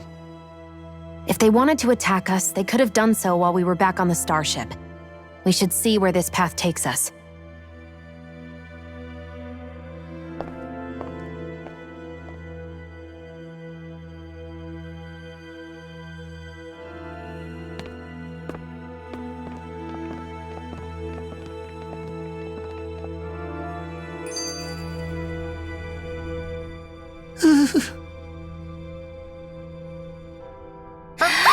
Boo! Ah! What the? Are you out of your mind? This isn't the time for games, Rinwell! Oh, come on. How am I supposed to resist with you looking all jittery like that? It's called experiencing feelings appropriate to the situation. You ought to try it sometime. Yeah, but seeing you act all nervous, you're making me start to feel nervous too. Oh, sorry. Staying alert is important, but too much caution can cloud your judgment. Try to strike a balance.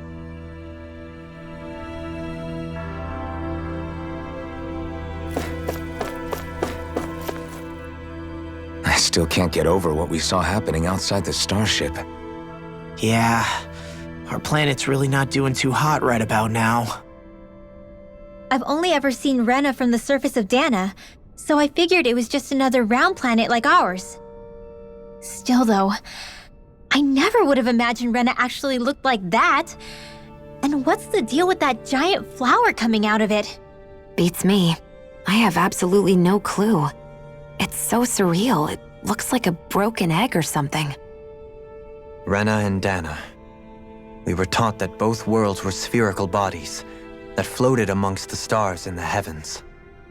But to think that they lied to us not only about the Sovereign and the Crown contest, but also the form of our own planet. Dohalim. Okay, who's the wise guy that summoned us here? Someone formidable enough to bring our starship along with us. They must be here somewhere. Let's find them.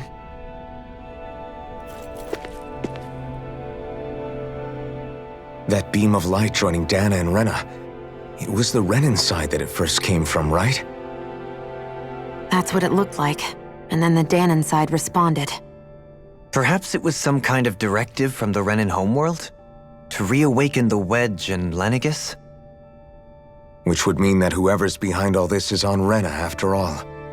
But what are they after? Is it really worth going through all this trouble just to steal Dana's energy? Try to stay calm. With so many factors we don't understand, dwelling on it won't get us anywhere. What is it? No, it's just... Zephyr once told me the same thing. So much for me making progress, huh? You made it this far, didn't you? You notice something, you change it. That's all anyone can do. But you can't stand still in the meantime.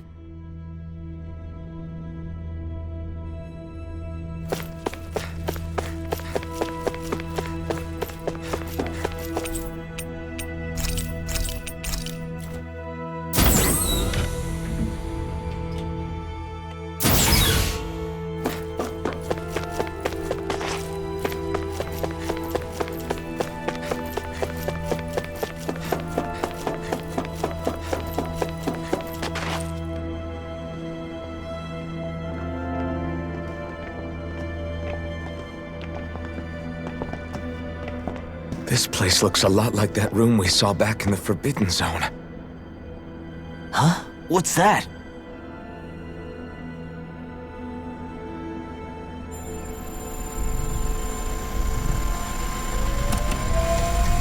It's one of those! A red woman in disguise. Or is this their true form? So it was a trap?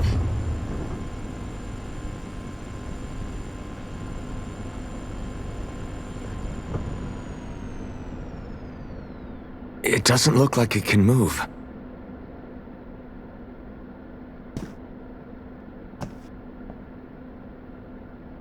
Tell me, are you the one who brought us here?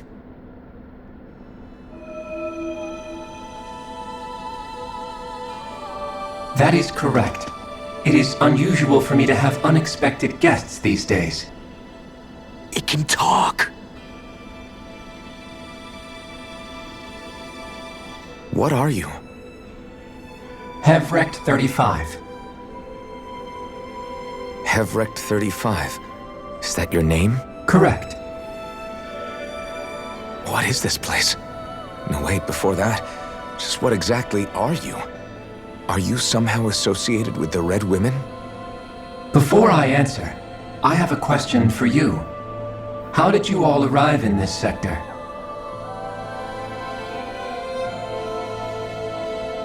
We did not come to this place by choice. Our ship was brought here against our will, by a group of red women who can shift into the same form as you. In that case, we can assume my brethren who serve the Great Spirit have deemed you all to be a threat most grave. What do you mean, serve? Are you saying there really is someone more powerful than the Red Women, pulling their strings?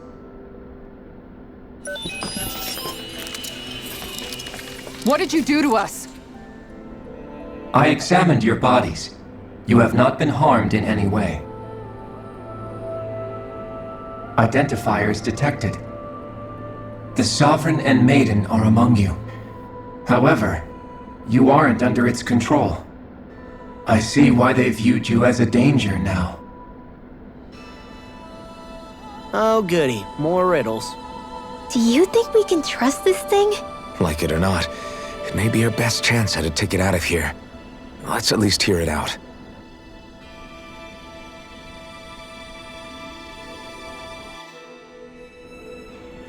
I shall now answer your questions. We are Helganquil. The Red Women you encountered previously are a form of disguise we employ from time to time, but not our true form. Helganquil? You are on Dake Phasol, a celestial base which drifted here by accident. The will of Rena's Great Spirit no longer reaches us here. Since my sudden separation from the Great Spirit's influence, I have used any and all means to extend my lifespan. As I have done so, I have also set out to monitor and research Rena and Dana from this position. A question. What is this Great Spirit of which you speak? Is it something that rules over your kind? Correct. The great astral spirit is a large mass of astral energy that fills all of Rena, one with its own will, a voice we cannot refuse. A voice? Just like Dana. The voice of the Great Spirit speaks to our hearts directly, and we have served it without question throughout the ages. Does that mean it was controlling your minds?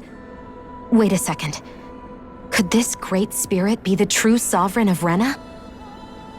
The true ruler of Rena. It could be the same thing that's controlling Volron. Wait, back up. You're telling us this great spirit of yours is the one that ordered you things to harvest the astral energy from Dana? I'm not sure I believe that. Why not? We've already made contact with the will of Dana back in the Wedge, and in the Forbidden Zone on Lenegus. If Dana has a will of its own, I don't see why Rena wouldn't. Maybe not, but think about what you're saying. If Dana has a will like Rena, then that would mean that we've been controlled by the voice of Dana this whole time, just like these things. Dana's will hasn't been forcing us to do anything. Yeah, but... Let's assume that what Hevrect 35 claims is true, and that we are indeed cut off from both planets. Even if we had previously been under the control of Dana's will, we would have noticed now that we are disconnected. Your fear is not based in logic. The voice of Dana is much smaller and quieter compared to that of Rena's Great Spirit. Rena's astral energy is amassed at its center, whereas Dana's is shared among all its constituents. So thinly is that energy spread that it cannot coalesce and formulate a will. Our findings here indicate as much. Which explains why we felt its will where we did. The Wedge and Lenegus are where so much of that energy had been accumulated. The Great Spirit's desire is to consume all astral energy, and the pursuit of that desire is why you see Rena in its current state. As a result, it has turned its attention toward Dana. Is that why the crown contest is necessary? So that the Great Spirit can feed off of Dana? Indeed, and it was to that end that we Helganquil devised the crown contest. Had the initial spirit channeling from 300 years ago succeeded, all of Dana's astral energy would have been seized. But the ceremony failed. Lenegus was severely damaged, and you lost both the Sovereign and the Renasalma.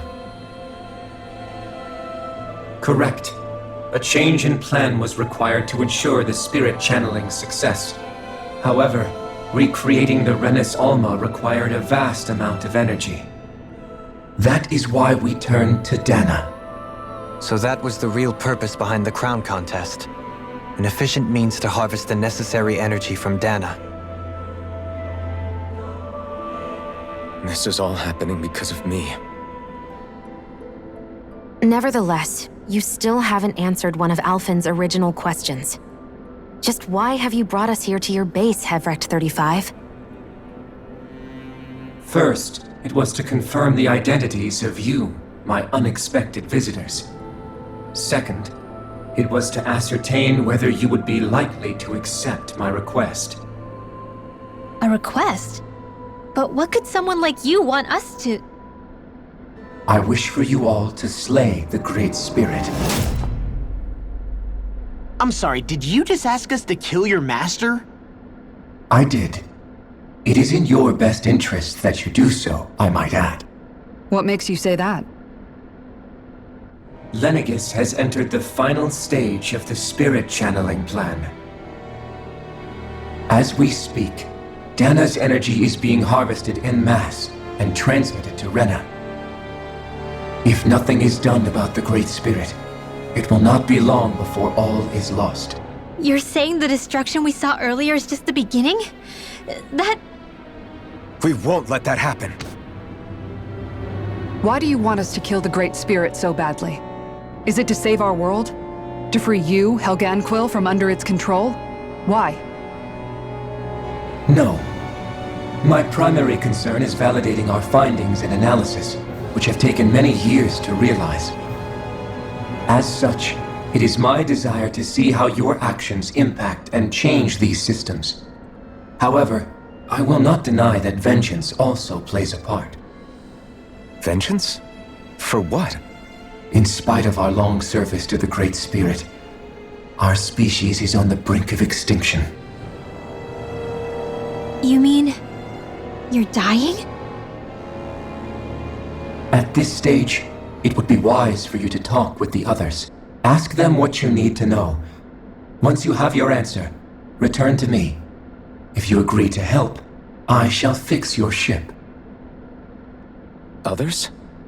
Just how many of you are there? I am the only Helganquil who inhabits Dake Phasal.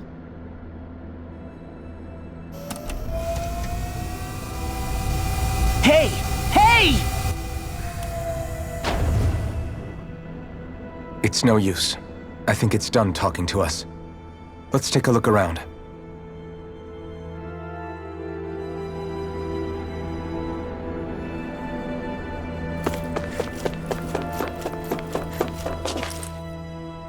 You can't seriously be buying anything that creature told us, right? I mean, it's practically blackmailing us into doing its dirty work. To be honest, the conversation went on for so long, I'm not sure I understood all of it. How about you, Dohalim? Were you able to follow it at all? At the very least, everything it said about the Renan Great Spirit adds up. At the end of the day, this whole chain of events comes back to astral energy. That being said, had we not previously encountered the will of Dana, I suspect I would find its story much more difficult to believe. The spirit of Rena wants to see Dana completely destroyed. But why? Astral energy is supposed to be a force that creates and shapes the world. It doesn't matter. I don't care if we're up against an entire world or what its game is. We're not going to let it destroy Dana. Right. There is one other thing that concerns me. How the Great Spirit, the Helganquil, and the Crown Contest are all part of a centuries-long plan is clear enough. But what about the Renans? How do they factor into all this? Now that you mention it, and all that talk, Hevric 35 never even brought up the Renans once. And as for the Helganquil, we never did find out just what they are either. Maybe it had a reason for keeping its silence. Or perhaps there's even more going on. Maybe the others will shed more light on the matter. Let's find out.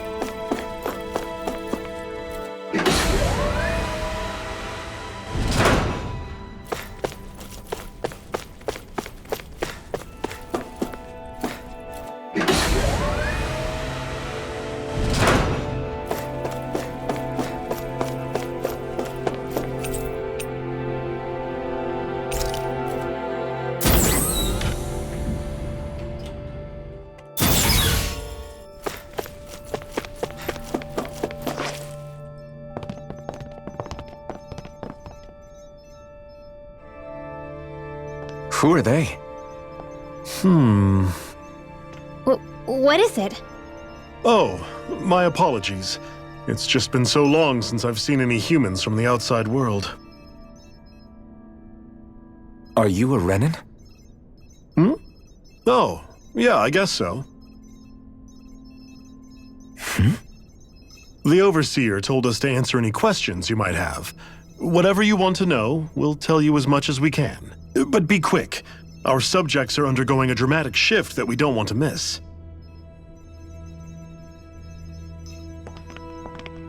What a weird guy. He must have meant Hevric 35 when he mentioned that Overseer. And what was that about subjects? You don't think he meant Dana and Rena, do you?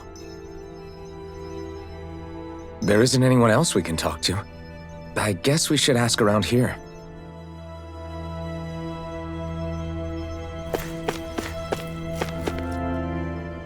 Have you guys lived up here in Dig Faisal with Hevrek 35 for a long time? Yes. I couldn't tell you off the top of my head just how long it's been, though. We regularly go into stasis, so our sense of time has gotten rather out of whack over the years. Why are you all even here in the first place? Originally, this station was where we worked to perform maintenance on Lenegis from the outside. We heard that the facility ended up in its current location due to an accident. Oh, it was terrible. Apparently there was some kind of accident, and when help never arrived, they presumed the entire facility had been destroyed. And you've been working for Hevrek 35 ever since? Well, at first we thought that there was nobody else inside the facility, but then it turned out the Overseer was there all along. What do you mean? The Helganquil have the technology to cloak themselves around us Renans. As long as they don't do anything obvious, a Renan won't see one, even if it's right in front of them. Which would explain why Shion and I failed to notice the Red Women previously. Do they employ an astral art of some sort? I haven't been able to scientifically confirm it for myself, but from what I understand, the type of cloaking they use is primarily achieved through mechanical means. In addition, they also used hypnosis devices and information control to get us to do what they wanted without being detected. It's a pretty sophisticated operation, especially since it avoids any unnecessary conflict. I have to imagine that's how Lenegis is still run. But aren't the Helganquil themselves controlled by the Great Spirit? If so, why aren't Renans affected by it in the same way? The Great Spirit's mind control only works on Helganquil, so they had to employ other means to manipulate us Renans. You act like this didn't affect you personally. If I was you, I'd be mad as hell at their deceptions. I mean, sure, I was surprised when I first found out about it, but it happened so long ago. Hevrek 35 has clearly ceased concealing itself, though. Why is that? Who can say? My guess is it just got bored, or maybe even a little lonely. Don't you want to go back home to Rena or Lenegis? Our ship is going to be fixed pretty soon. You could ride with us. No way.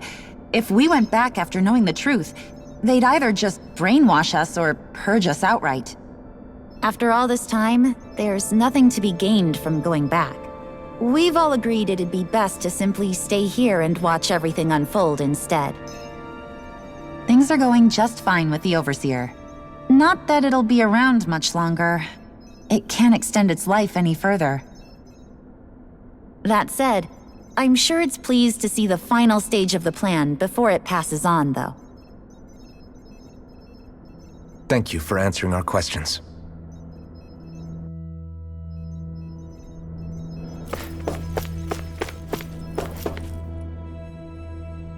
Can we talk to you for a few minutes? Sure. It's going to be a while before the two planets undergo their next shift, so I can talk until then. Please, tell us what you know about the Helganquil. You mean the Overseer's species? I can't say I know much about them. Well, for starters, where'd they come from? Where else? From Rena, obviously. From Rena? Wait, are you telling us those things live right alongside the Renans down there? Of course not. There's really no such thing as Renans in the first place. Excuse me? Oh, I thought the Overseer explained everything. Apparently not. Please, tell us more. Well, in a nutshell, the Renans were originally created from Danans by the Helganquil.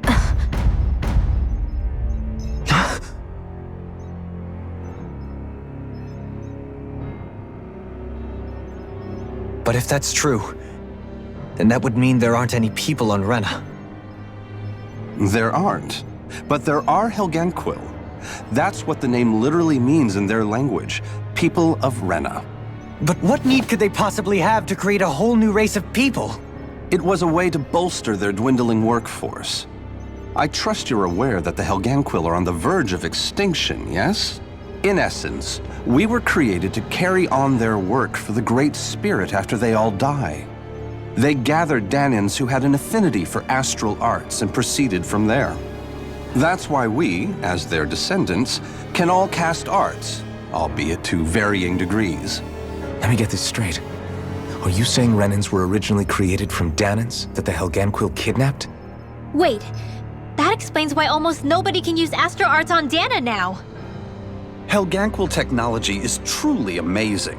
The way they alter their bodies is far less invasive than your conventional surgeries.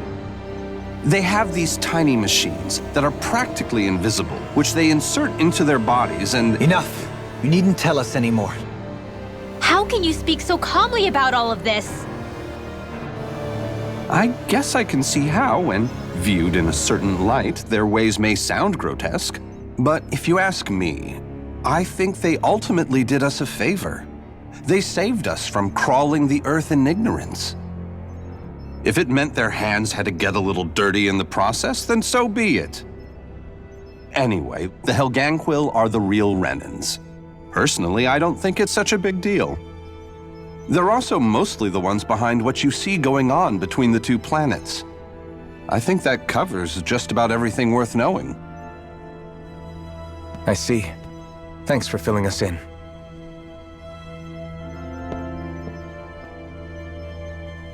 Does he really expect us to believe that Renans never truly existed? How absurd. Dohalim. Just when I think we're getting to the bottom of it all, some new revelation smacks us in the face. Then let's hope this is our last revelation for a while.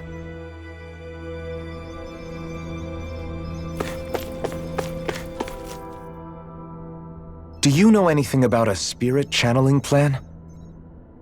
If you mean the first plan from 300 years ago, then yes. Do you know what its main objective was? Yes. It was to use Lenegis to siphon off Dana's astral energy and send it to Rena. Exactly. However, there were two problems we had to consider. First was how to collect and send such a large quantity of astral energy without it becoming sentient. Second, we had to figure out how to convert Dana's energy so it would be compatible with Rena. I take it the solutions to those problems were to use the wedge for the collection, and then the Sovereign and Maiden to convert the energy. We have a winner! However, the first plan failed when the Sovereign was overwhelmed and became frenzied. The reason for that is because the Maiden lost control. I'm told he slaughtered many Renans in Helganquil that day. For the next plan, we tried to recreate the Renis Alma, but we didn't have nearly enough of the other non-dark astral energy types. To amend that, we set our sights on Dana and implemented a system whereby we could extract energy from it.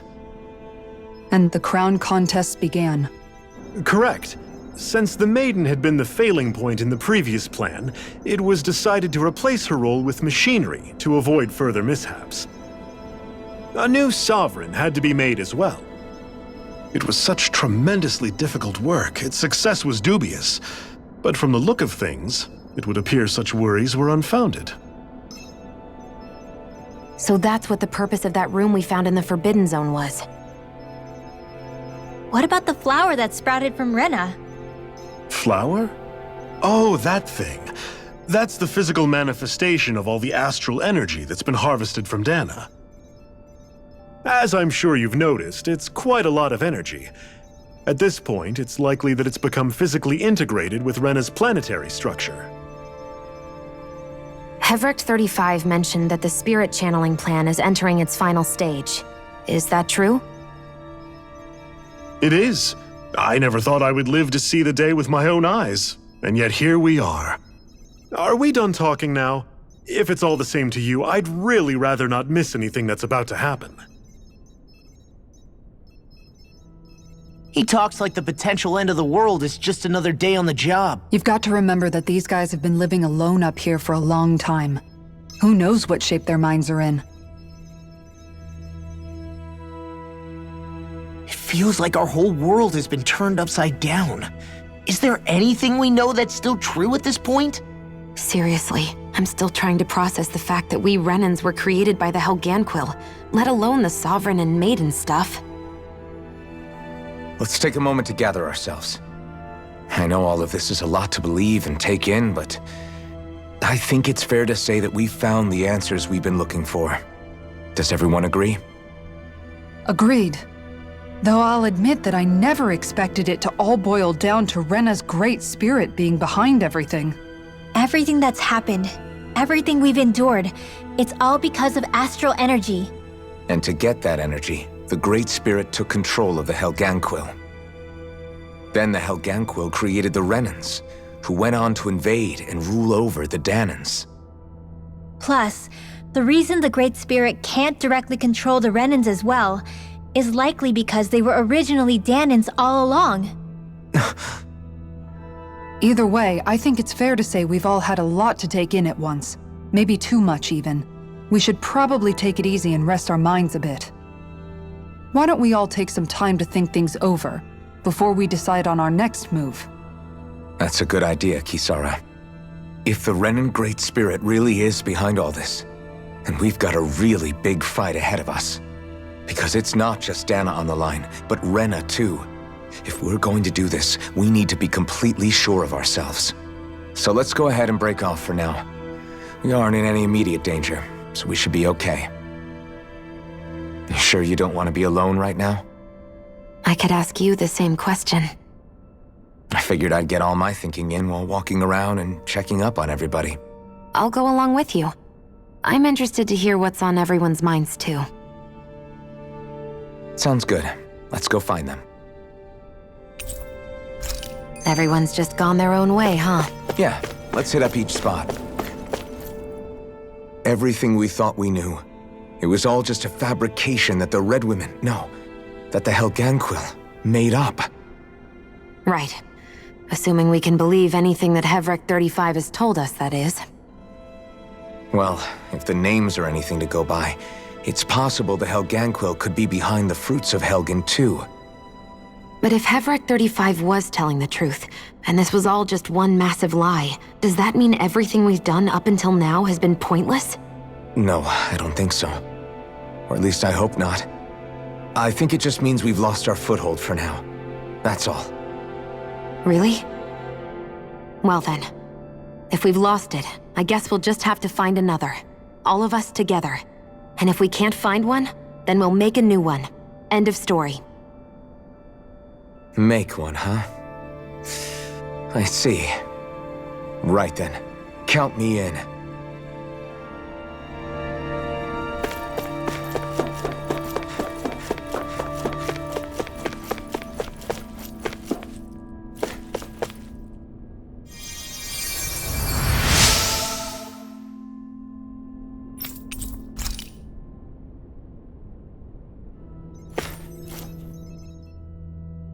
Oh, it's you two. Does he seem like he's doing any better now? He who? Oh, you mean Dohalim, don't you? I know that we're all struggling to wrap our minds around it all, but he looked like he was taking it really hard earlier. What do you think about everything we've learned? About the Renans, and the Great Spirit, and all that? On some level, I'm not even really sure what to think, to be honest. I mean, the Great Spirit is like a huge natural disaster, but with a mind and will of its own. But if that thing's hellbent on trying to destroy our planet, then the only thing left for us to do is stop it. As for the Renans, I suppose my feelings on that are a bit more mixed. How so? Coexistence between Danans and Renans in Menancia is still a work in progress. In my case, I think that's partly because deep down, I was still on guard around Renans. So, to be told that they're like us, that they're actually just like us is, well, I guess it's a little deflating, to be honest. You kept a pretty level head. You mean about the Renans? At the end of the day, the Helganquil and the Great Spirit are the ones who are responsible. But at the same time, I realize that not every Danan is necessarily going to believe that either. I know you're already aware of this, but the list of grievances the Danans have against the Renans is long, and understandably so. And if people then find out that they're all actually one and the same, yeah, I don't think they're going to take to it too kindly. Even just among the Danans, I'm sure there'll be some who emerge with power and some who won't. I think if we can find a way to get rid of that imbalance, then we'll be in a truly good place. Well, first we can try to figure out what to do about the existing conflicts we have. Yeah. It'd be nice if one day people could learn to get past their hatred like Rinwell did. It's no small task. We can't pretend like the past didn't happen and ask people to forget their very real pain and suffering. Right. Everybody has their reasons for feeling the way that they do. But if we just keep yelling at each other about it, we'll never move on. In a worst-case scenario, it might lead to even more people getting killed. And we all have to figure out how to meet halfway. Not just that, but to also embrace each other's pain, in a sense. That's an interesting way of putting it. It's true. Everybody has their own scars, their own trauma. The first step to healing those wounds is to put aside that hatred. It won't be achieved through reasoning, but I think it's a good first step, if nothing else. And now, I think I see a way to move forward. But to do that, first we need to make sure our planet isn't going to get wiped out.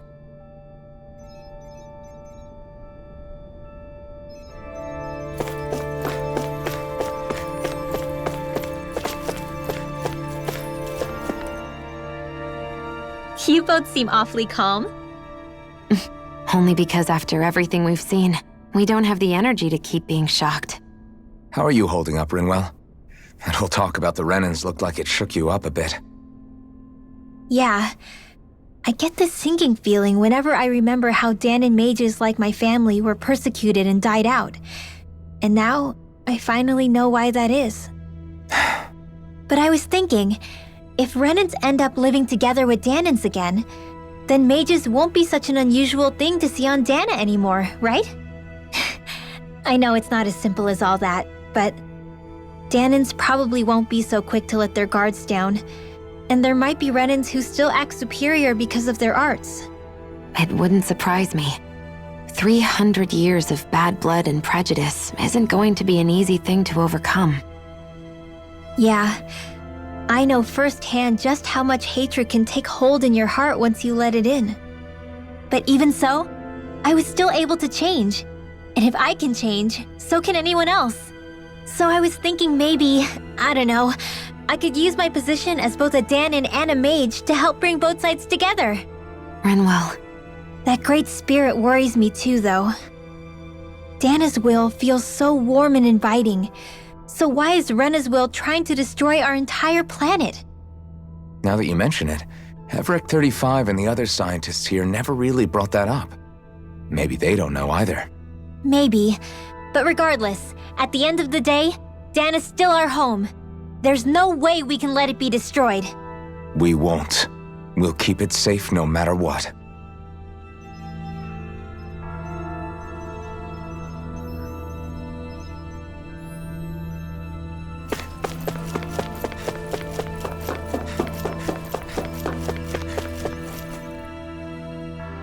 I still can't believe it, man. You're not the only one still trying to make sense of all this. Believe me. Really? You've never struck me as the type of guy to get hung up on these sorts of things. Did you forget what happened back in Thistleum? Once my memories started coming back to me, I felt completely and totally lost. It was really that bad for you? Yeah, it was. But thanks to Law and everybody else, I remembered that I still had things out there worth fighting for. Man, I think you might be a better guy than me, Alphen. All I can remember thinking was, when's this guy gonna get his act together? Law. I was too worried about repeating the same mistakes I'd made back with my dad, and running away from the truth. That was no way to live. And I've tried to stay strong, my way. But all this talk about other races and the world ending, if I can be honest with you guys, it's just all too much for me to handle right now. I know this is going to sound strange coming from me, but maybe the key is not to worry too much about the big stuff right now. Oh? I used to worry all the time about my thorns, for obvious reasons, but I never really opened up to anyone about them. And when I realized my visions pointed to a threat that was bigger than me, I didn't know what I should do or who to tell. But that's when I finally got it. You guys were all there for me, to teach me what's really important. I just had to open up and listen. In other words, if you let the big picture stuff get you all muddled up inside, you'll begin to lose sight of what you really care about. Yeah, I think you're right. The thing that's most important, what I really care about. All I want to do is protect the people that really matter to me, to fight for them. That's good enough, right? Not everyone is strong enough to fight. Huh? It's something your dad told me once when he was still alive. Law, you know you're strong enough to fight, and you're strong enough to protect the people you care about. Forget all the big stuff going on.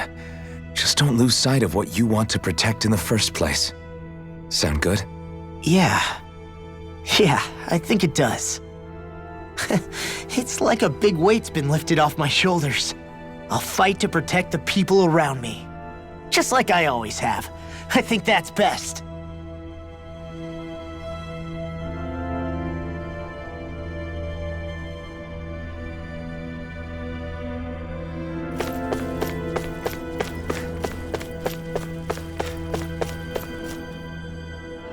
I apologize for making you witness that. You mean hearing the origins of the Renans? Indeed. It's shocking to have so many things I thought to be indelible fade away in mere seconds. Even I'm still not sure everything we've heard here is actually true. Let's not delude ourselves. If what we've heard is a lie, it's a rather elaborate one. I can only imagine that you must have been constantly feeling like this, ever since your memory returned, Alphen. And you as well, Shion. About your thorns, and being a maiden. That's just part of being alive, don't you think? Well, to say the least. But enough about me. I'm not concerned for myself. What concerns me is all of the other Renans out there. When you say the other Renans, you mean the ones that are living on Lenegis or Dana, right? Correct. Even if we stop the Great Spirit from annihilating Dana, our problems will still remain.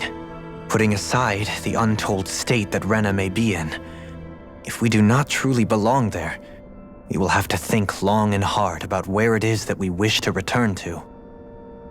So, I guess your only real choices at this point are to either stay on Lenegis or come down to Dana, huh? And right now, Lenegis might not even be a safe option.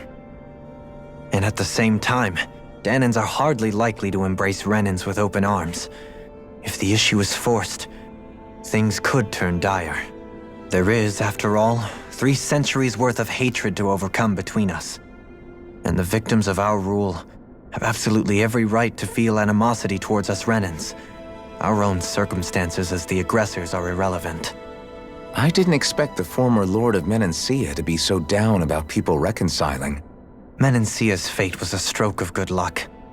There had been backlash over how it had been ruled, and I was blessed to have sympathizers among my ranks. Still, even now, there remain ardent dissidents. But things can still change if you have the right people to help lead the way.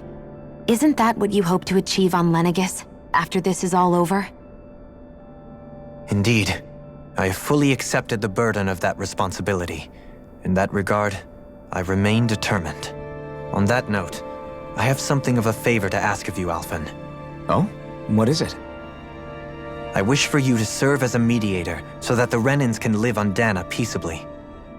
As the one and only Blazing Sword, I suspect the Danans may listen to what you have to say when problems arise.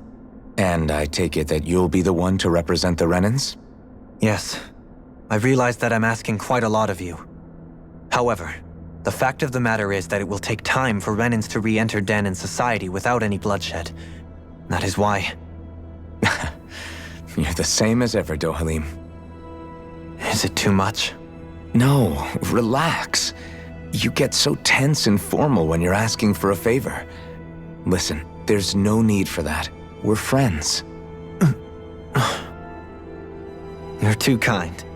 I can see you were raised well. That's some high praise, Alphen. Then I'll ask once again, this time just as friends. Alphen, will you help me? You don't even need to ask. Of course I will. Thank you, my friend. Well, it sounds like everyone's learning from their past and using it to create a better future for everyone. What about you, Shion? How do you feel about the origin of the Renans? To be honest, I'm not really all that shocked, actually. I mean, I might be a Renan in the literal sense, but I've never really felt like one of them. Right now, it's kind of a mystery. How do you mean? Because for a really, really long time, all I ever thought about was how I was going to die. Not if or when, but how. I thought I'd die alone. That fate had me in its steely grip. I would have never imagined that I'd be traveling with someone like you, fighting to save Rena and Dana. I mean, how could I have? It's been going on for 300 years. All this tragedy and destruction. When you consider the Helganquil's part in all this, it's been even longer than that. It was Naori's hope that somehow, someone in the future would be able to stop it before it was too late. How it fell on us, of all people, to heed that call is a mystery. I don't think Naori was hoping that we would just stop the world from getting destroyed. She considered me, a Danan, as a real person. And she very much cherished her own people, too. I don't think she wanted the world to be saved just so they could go back to hurting each other. Oh, maybe this is what she meant. Huh? When we were talking to Kisara earlier, about all that stuff like everyone's needing to meet halfway and embrace each other's pain and suffering. She said that the first step down that path was for each of us to put aside our own hatred. That means forgiving other people, even and especially before they forgive you. Forgiving. So it goes both ways, right? Is that what you're saying? Yeah. I don't just mean forgiving things that happened in the past either. Conflicts will keep happening. If we have any hope of moving on and building a better future, we have to all learn to forgive each other. You know, you're right. People can hurt one another without even meaning to. I know that better than most, thanks to these thorns. It's not going to be easy getting past this pain. But if we can do it, I'm sure there'll come a time when we can all truly understand each other. I'm there with you, Shion. I too want to protect the world we live in, and all the people we care about. I think that's the very least I can do to repay Naori for everything that she did. Yeah, I want a future that she would feel proud to live in, and I'm going to fight for it. Whoa there, Savior Girl. We're here to save you too, you know. Yes, I know. Don't worry, I haven't forgotten. I want to live, and that's the honest truth.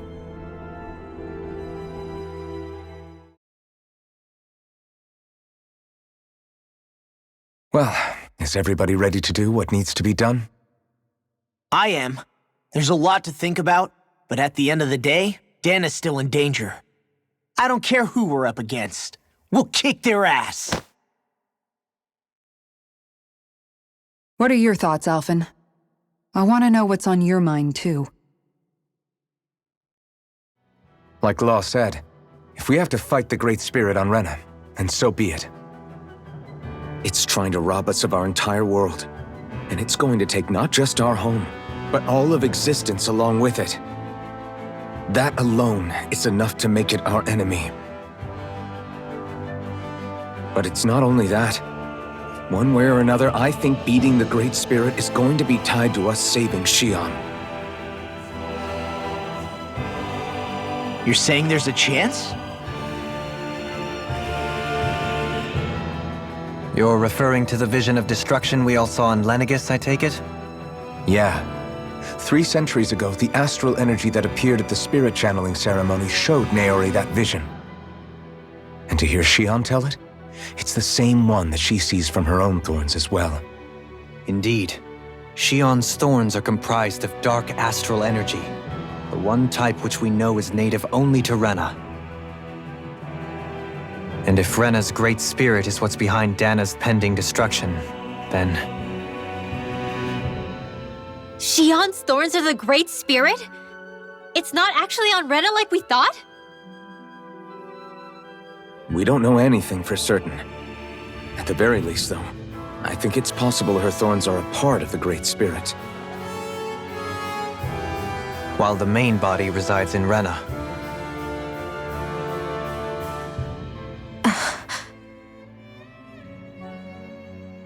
Shion. If these thorns really are a part of Rena's Great Spirit, I'm going to go over there and give it a piece of my mind and then some.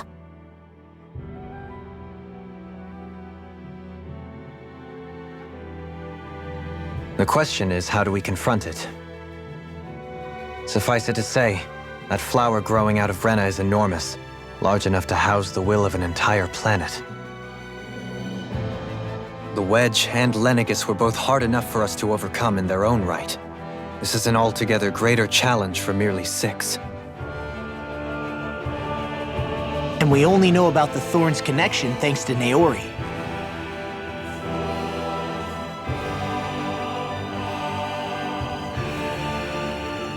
Hevric 35 has been observing the Great Astral Spirit this whole time. It wouldn't ask us to fight it unless it has a plan of some sort.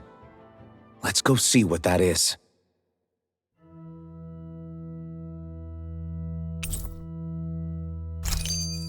Our minds are made up. Let's go give Hevric 35 our answer.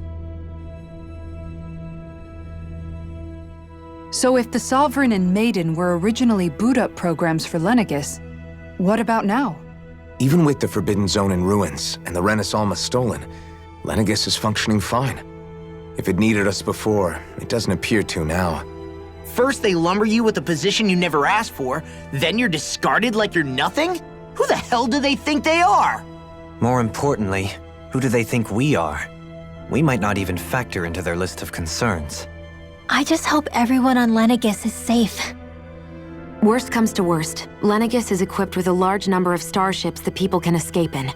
As long as the whole satellite doesn't suddenly explode or something, they should be fine.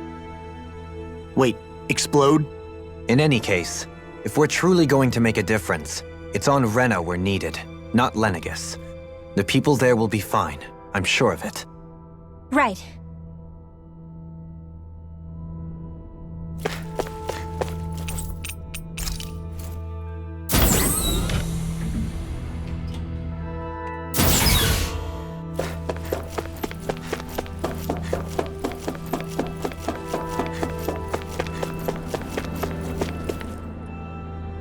Do you have your answer for me? We want to ask something first. You're asking us to fight an entire planet. How exactly do you expect us to do that? You must have something up your sleeve, or else you wouldn't put us up to it. The Great Astral Spirit is an immense being, but its actual will does not run throughout its entire body. Rather, its will is derived from the core, which supports the rest of the body, and is where its strength is most densely concentrated. Therefore, if you destroy the core, the Great Spirit shall become unable to maintain sentience and return to being ordinary astral energy. And how are we supposed to destroy that core? By using the Renis Alma. You will also need the assistance of both the Sovereign and the Maiden. They are our best tools for suppressing and controlling astral energy. Using their powers, the Maiden shall seal the Great Astral Spirit within her body, and the Sovereign shall wield the power of the Renis Alma to destroy it. Hold on. That sounds a lot like what Shion described before. Yeah, killing herself to take out the Thorns with her. She was actually right all along. By my calculations, your powers combined should be sufficient to destroy the Great Astral Spirit and disperse its energy widely enough to make it difficult to reform. What will happen to the Maiden once we manage to beat the Great Astral Spirit? Any matter contained within the field of destruction shall be erased. So it really will kill me. This method is the most simple one available to destroy the Great Spirit, and is therefore our most reliable option. What are our other options? There is little reason to consider alternative courses of action when the most optimal among them is so clear. You don't get it. I promised Shion that she wouldn't die, that we'd save the world without needing to sacrifice her. We didn't fight this whole time just to give up on her at the very end. If there's any other way to take out the Great Spirit, I want to hear it. This plan shall lead to the fewest losses in preserving your world. Abandoning it is irrational. It is vital that you proceed with this plan. A part of Rena's great astral spirit already resides within her. 300 years ago, the Great Spirit descended upon Lenegis in an attempt to assume direct control of the spirit channeling ceremony. We have reason to believe the Great Spirit left part of itself behind, and that it now resides in the Maiden. Which would make Alphen's earlier hypothesis correct.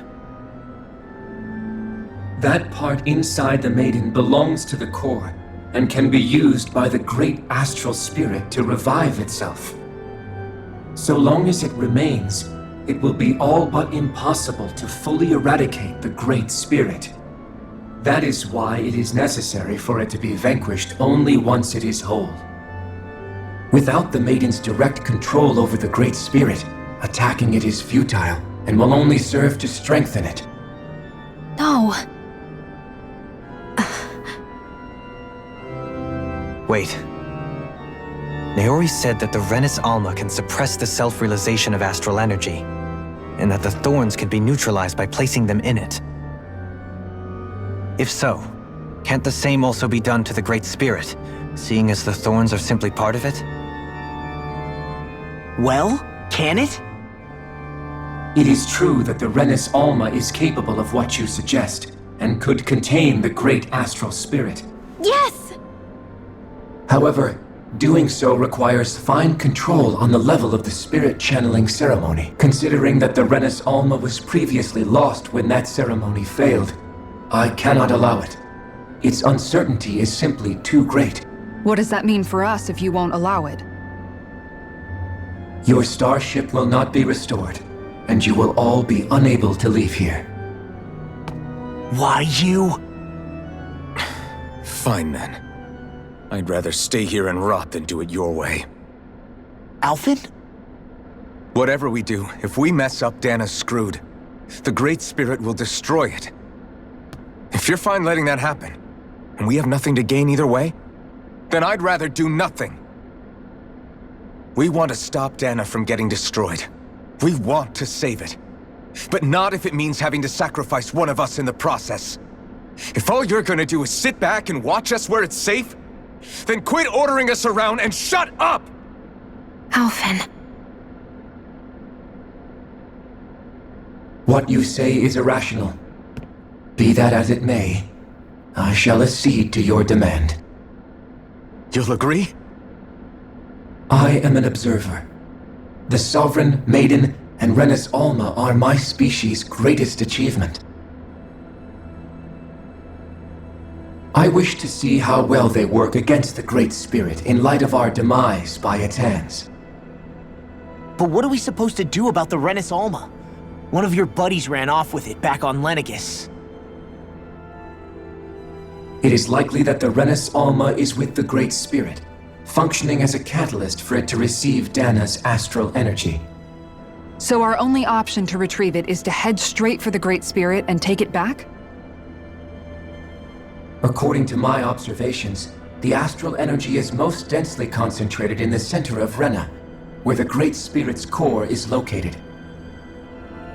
So right in the middle of that giant flower, then. I have one more question. You've said that Rena's great astral spirit is already integrated with the planet. What will happen to Rena once it vanishes? Without the will of the Great Spirit, Rena is predicted to collapse. Even in such a scenario, the energy will disperse, and the Great Spirit will likely not reform. So you're saying that even if we manage to beat the Great Spirit without destroying it, we'll still be in danger? Likely, the collapse will occur in stages. It is recommended that you all escape before the final stage. Man, I wish that thing would tell it to us straight for once. Hevrek 35 and the others have gotten used to hypothesizing from afar, is all.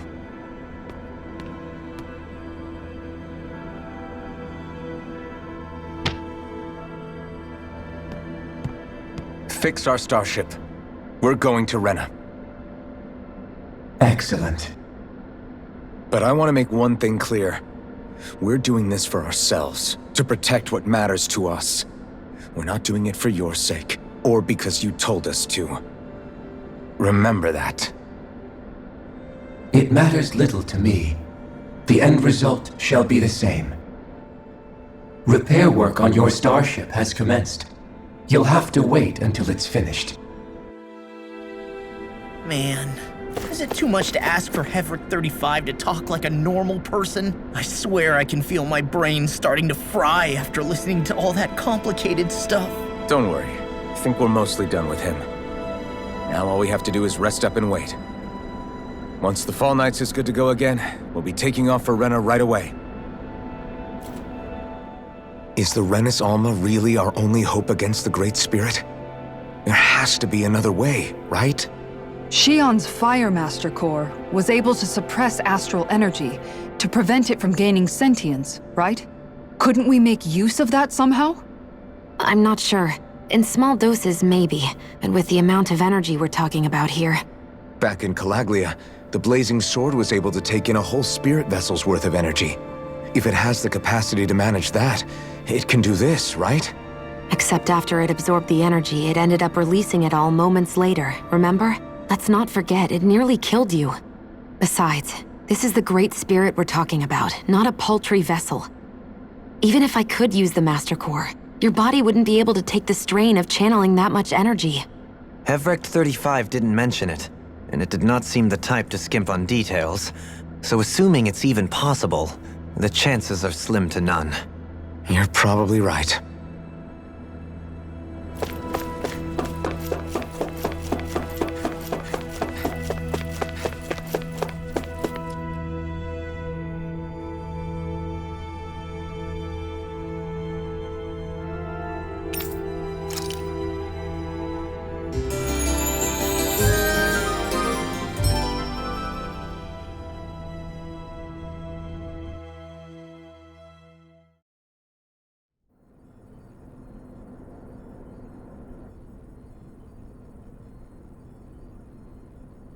You still thinking about what the scientists told us? About where Renans really come from? I am, but not for myself. You're worried about the future of the Renan people. The fact that our people have been the same this whole time will only give the Danans further reason to resent us. But you still intend to confront this truth head-on, don't you? Well, I did declare that I would live my life for the living, and not the dead. Even as I dream of retirement, I shall remain dedicated to the cause. I'm sure you'll do great. Now that I think about it, I don't believe I've ever heard you criticize or reproach us Renans even once. I'm no saint. I have skeletons in my closet too. There was definitely a time when I hated Renans for who they were. I hated them just for being Renan. But you changed that, Dohalim. You gave me an opportunity to see them in a different light. Thanks to your reforms, we were able to stand next to Renans not as slaves, but as equals for the first time in our lives. Of course, I'm sure there were some Renans who still hated us on the inside. But we knew that not all of you were like that. There were those of you who were good, and that was a start. When it comes down to it, Renans are just people. They can be good or bad, just like Danans. That is, in essence, the heart of your approach, isn't it? That we're all people. Yeah, it is. When you can pull someone aside and talk to them one-on-one, then you have the chance to come to an understanding. But as soon as you stereotype, that chance goes away, and you stop thinking of them as people that you can relate to. I understand what you're saying, but we're talking about massive numbers of Renans and Danans alike. Realistically speaking, surely they won't all be able to get along. Even if we end up butting heads with one person, maybe we'll find better luck among their friends. If we can build a society that works like that, that'll be something worth nurturing and protecting. So you wish for people to form real bonds and do away with the hierarchy outright? To deal with one another as humans, and nothing more? That's the ideal future you hope to see when this is all over? Yes, I do. I think it would make for a fine tribute to my brother's legacy. Though, that said, I would be doing it for the people of the future first and foremost. Do you still plan to return to Lenegis when this is over? Indeed I do. I don't know whether I'll be able to reside in Lenegis proper, however. My first order of business may be to find somewhere to live. You'll always have a home in Menancia, you know. As I shall ever keep in mind. Well, if you ever need a helping hand, don't hesitate to come get me. I'll always be there for you, Doe.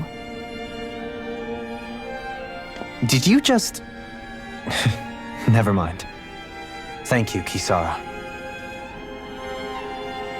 I appreciate your patience as I work all this out. Don't even mention it. And really, when you think about it, now that we know the two of us aren't so different after all, don't you think that brings down a barrier that used to be between us? You know, I hadn't actually thought of it that way before. But I do like the sound of it. Yeah, I think I do too.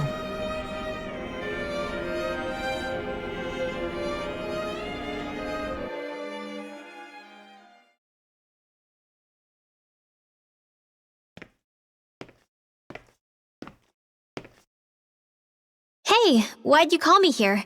Was there something you wanted to talk about?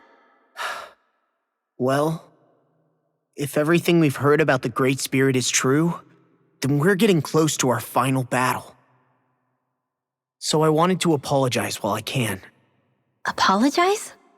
For what? I was being real stupid before, about whether Dana's will had been controlling us and all that. I get why you're angry now. Anybody would be if something they trusted was being questioned. So, I'm sorry, Rinwell. Really. I should have kept my mouth shut. No, Law. Honestly, I think you might have been onto something. Of course you were worried. Who wouldn't be if they found out there might be some invisible force pulling our strings this whole time? But you really trust Dana's will, don't you? Is it because you can sense it a lot more than the rest of us? Because you can understand it? Yeah, I think that might be part of it. But I think I also want to believe it's good. Believe? Remember how I used to really resent coming from a family of mages? Yeah, of course. Because you were always on the run and had to live in hiding. When we rescued Zephyr and I finally decided to come along with you all, something changed inside me. It was the first time I felt like my powers had any meaning, even if that meaning was only helping you guys fight. Then, when I felt Dana's will, I was overwhelmed by how vast and warm it was. It made me want to believe my powers were made to connect with it. It made me believe I had a bigger purpose. So that's why you hope it doesn't turn out to be bad. You almost need it to be kind. Yeah. Well, alright. Then I promise I'll lay off bad-mouthing it. You will?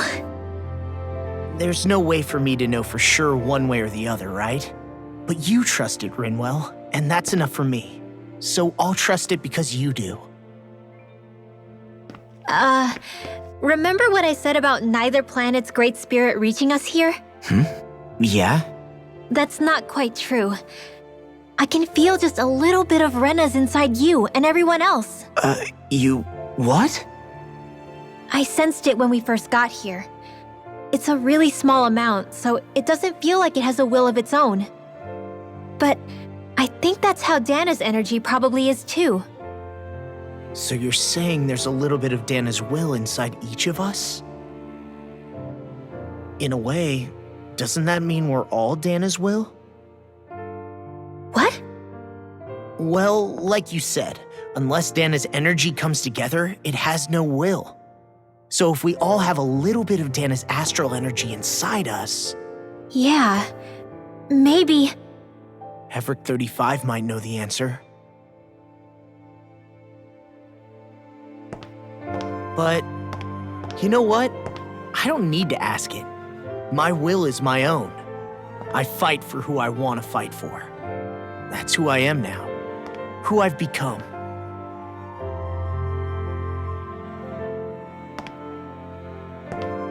So thanks, Rinwell, for sharing that with me. Ah.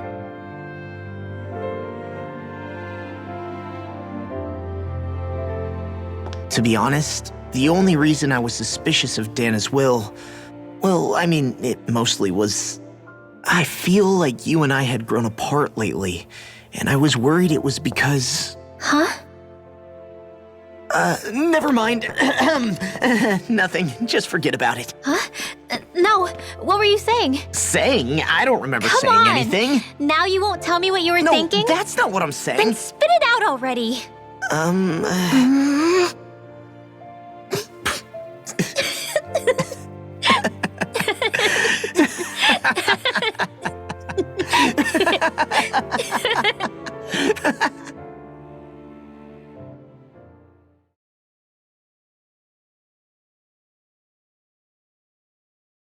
You sure you don't want to get some rest? I can't. I've got too much on my mind. Especially knowing how close our last battle is. How are you doing, Xion? Same as you, still trying to absorb everything.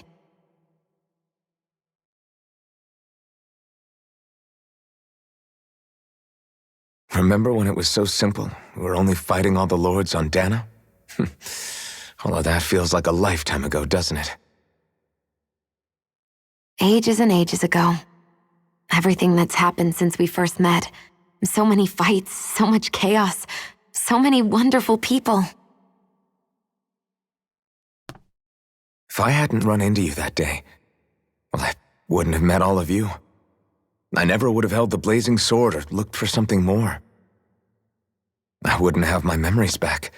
I'd still be a faceless slave, like as not long dead.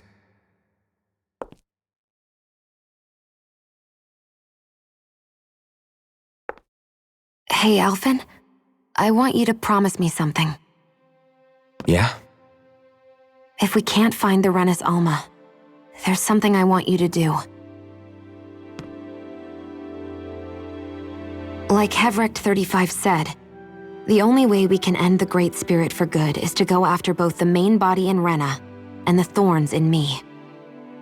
I need you to promise me, Alphen, that if for some reason we can't get the Renis Alma back, you'll use the blazing sword to destroy the Great Spirit, and me along with it. Huh? It's true the blazing sword may not have the strength of the Renis Alma. But it's taken us this far. It's slain lords and beasts. At the very least, it has to be worth a try. You can't be serious. Have you forgotten everything Listen, that we've... The Great Spirit isn't just our problem. It's a threat to our entire world. Renans and Danans alike. We don't know what's going to happen when we face it, but we need to be prepared for anything. We can't second-guess ourselves when the time comes. I promise you, I'm not planning on going anywhere. I'm prepared to fight with absolutely everything I've got. But if it comes down to it, I need you to be prepared too.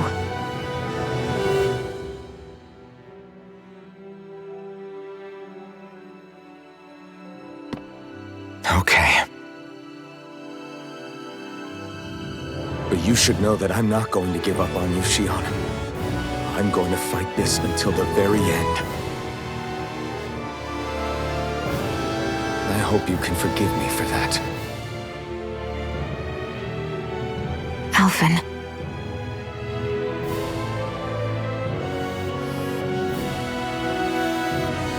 Okay, I understand. And I'll forgive you. Thank you, Xion. So it's a promise then? Yeah, it's a promise.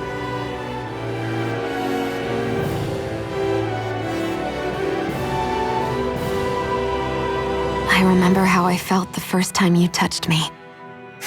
My thorns made any contact a mistake no one would ever make twice.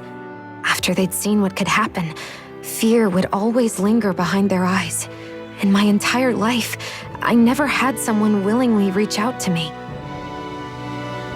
But when you reached out to me and gently took my hand, you didn't react at all. It was so easy for you. I don't have words for the shock I felt in that moment. That's because I couldn't feel pain back then. Even once you could, though, you still chose to keep reaching out to me. And when you did, I felt this warmth that I had never known before.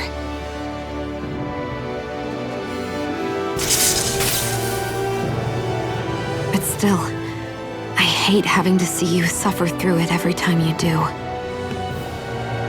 You won't have to worry about that for much longer. You think so? I do, because Xion, No. You can tell me once my thorns are gone. Okay?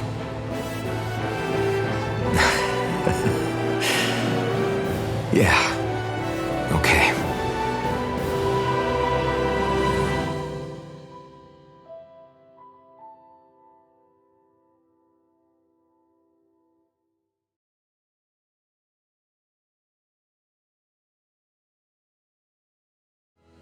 Everybody get enough rest? We ready for this? Yeah, we should probably get moving. Agreed. Can't stand around waiting all day. Our task is relatively straightforward. We need only descend down to Rena, defeat the Great Spirit, and restore stability to both worlds. We're fighting for a new future for both Dana and Rena. Right. We've come this far. We will save our worlds. That's a promise. Then let's go, everybody. We've got one last wall to tear down. Repairs on your starship are complete. Everything is in working order. Is that you, Hevrek 35? You can see us from where you are? I can. I can see anywhere within the bounds of Dake Faisal. Sounds like someone's a peeping Tom. Maybe we should give Hevrect 35 a break. It has been stuck in this tiny facility for a very, very long time. I have unlocked all functions on your starship. You can now make use of its warp drive. Warp drive? Wait, you mean like what the Red Women used on us? What brought us here? It's possible that the Red Women may have found a way to activate it on the starship. They are Helganquil, after all. Using the warp drive, you should be able to breach Rena's atmosphere without being detected. Wait, should? You'll need to be careful. Due to the force field surrounding Rena, the ship will be unable to go any further than the surface of the planet. So, once we reach the shell, it appears we'll have to infiltrate the core by foot. Understood. We gotta go all the way down just walking? Will all the Helganquil go back to normal once we defeat the Great Spirit? I have a strange feeling we're going to have to fight them before this is all over. The extinction of my people is inevitable at this stage. As such, it would be illogical to risk the success of the mission in a vain attempt to save my kind. We understand. Can't that thing lighten up a bit? Everything it says seems to be about what's illogical. Well, come on, Doe. Hold up, did you just... You heard the lady. Get going. I have one last question. What? As Sovereign, Your identification number indicates that you are well past your predicted life expectancy.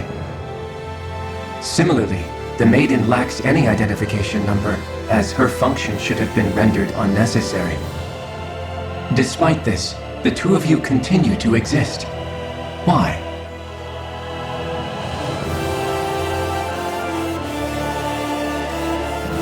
We exist because others have entrusted this to us. Over the years, many people have come together and sworn to see this through to the end. You mean it is because of multiple chance interactions? The likelihood of such events is statistically improbable. Why have you two continued to persist under these conditions? It's hard to explain. To be honest, I don't think it's something an observer could understand.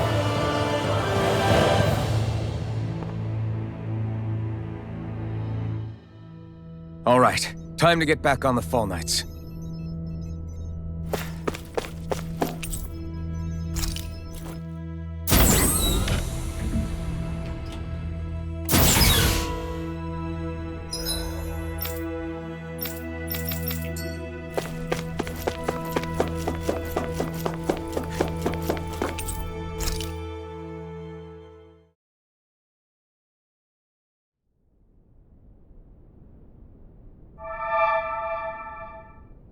It would appear that our Helganquil host really has fulfilled its end of the bargain.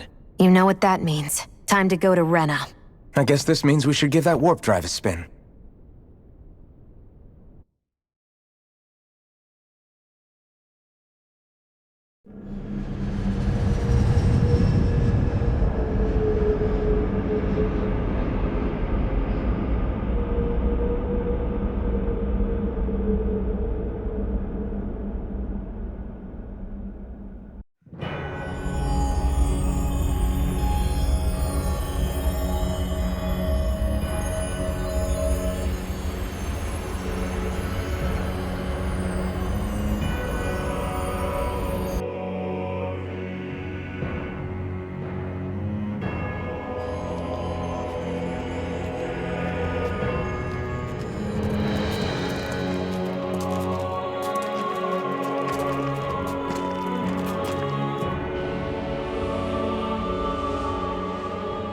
There's nothing here.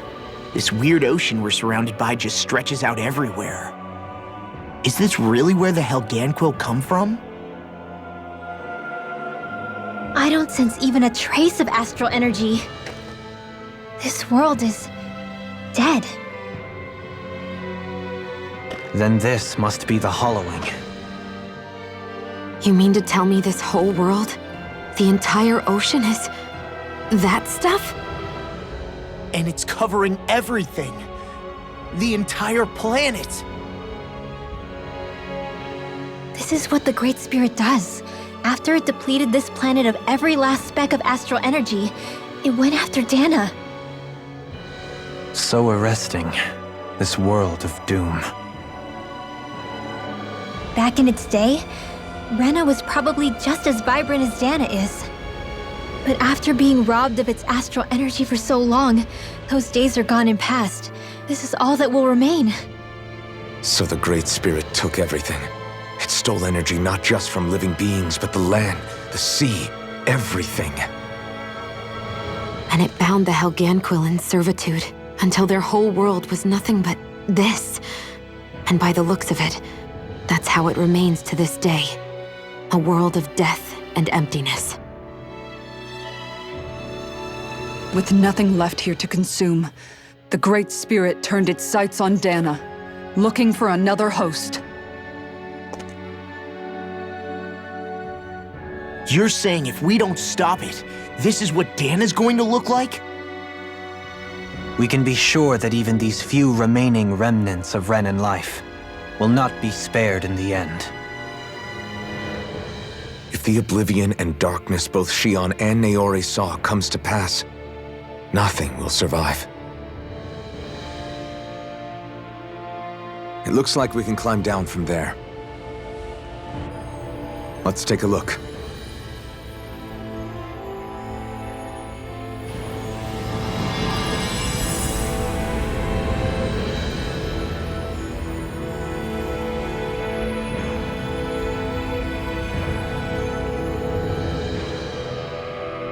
So this is Rena. This is where everything began. Yet it's a dead world? I won't let Dana suffer the same fate. Ever.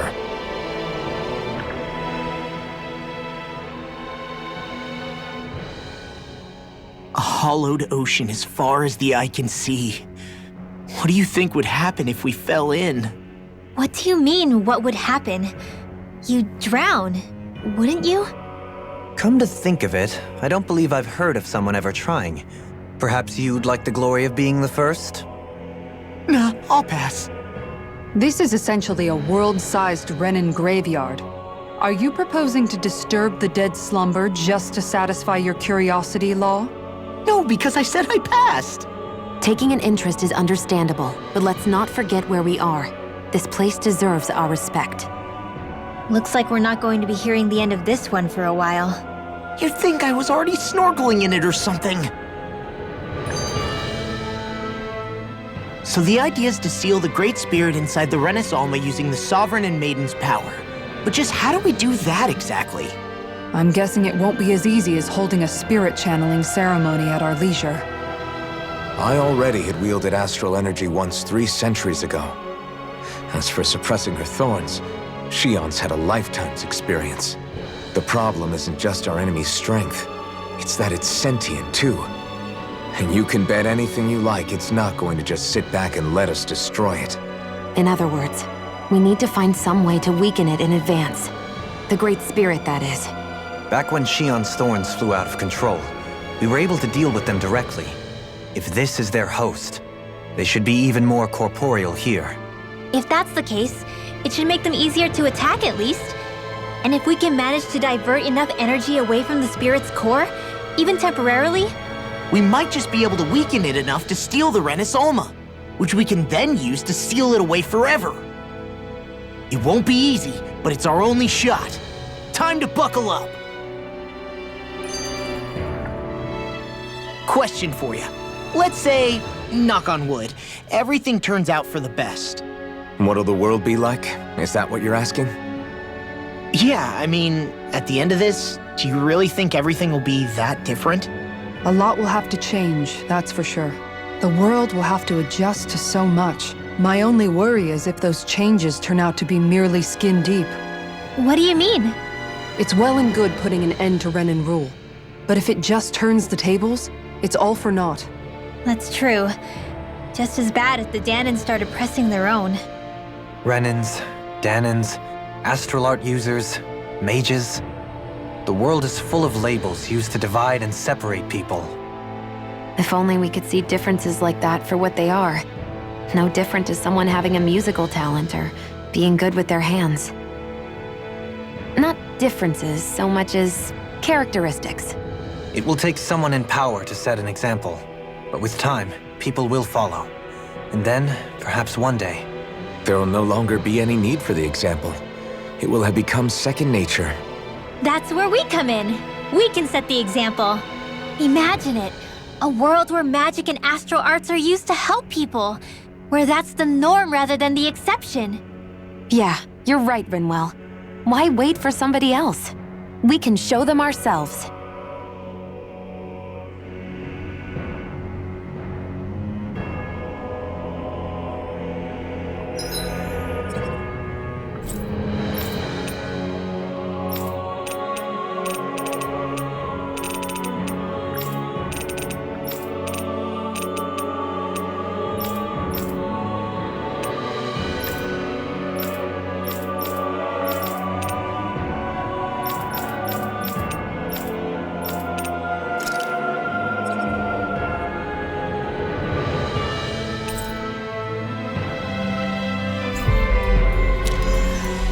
Okay. So, this is I feel like somebody's watching us. Maybe there's someone around here who needs our help. Hey! Hey, I just realized something! Is this about dinner last night? I didn't realize those ingredients were off. What? No! I mean, wait, you fed us rotten food? Rinwell, the point. Oh, yeah, right. So I was thinking about those armored soldiers we've seen. There are regular Renans inside them, right? Yeah, they're designed to make whoever's wearing them stronger. At least, I think that's the idea. Right. So it kind of begs the question then, why are they made so huge? I don't know, makes them more intimidating, I guess? Or maybe all that tech wizardry inside takes up a lot of space. You don't think it's weird how the armored soldiers are the exact same height as the Helganquil? Can't say I'd ever noticed it till now. And? Connect the dots, Law! Okay, let me get this straight. You think the armored suits might have originally been designed to allow Renans to work alongside the Helganquil? Huh. But if that's true, what would that mean? It would mean... just that, I guess. But still, don't you think it's kind of interesting? Not hugely. Hey, Kisara, well, I've got you. What's on tonight's menu? Because I was thinking, maybe meat? Get him, Hootle. What did I do? Oh, now you want to listen. Keep pecking, Hootle! Ow, ow, ow! Seriously, what the hell? I never realized before just how hot this place is. It's like being inside a fire. You're only just noticing? Ah, yes, forgive me. The whole lack of sensory feedback situation. That's the one. It's hard to believe I once worked in this soup, let alone helped spearhead a revolution. And all with the mask concealing your face. It must have been very grimy beneath that. Back then, we had our plates full enough dealing with constant abuse from our Renan overlords. It never occurred to me the air itself was oppressive in its own way. My head's spinning just with the effort it takes to walk. I think that's called heat stroke. You might want to take a sip of water. You mean that water that's been festering under the sun for days? I wouldn't chance it without boiling it first. Oh, I know! I'll go to the dock and fetch us some clean water. Water alone won't suffice. He'll need to ensure his sodium levels are replenished as well.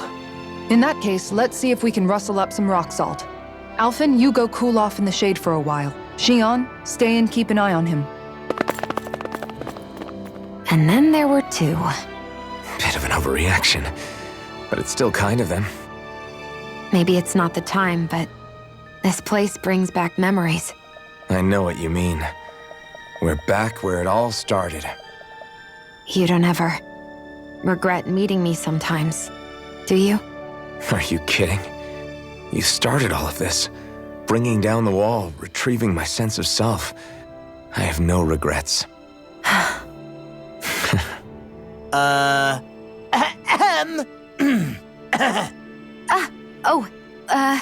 Welcome back, Law.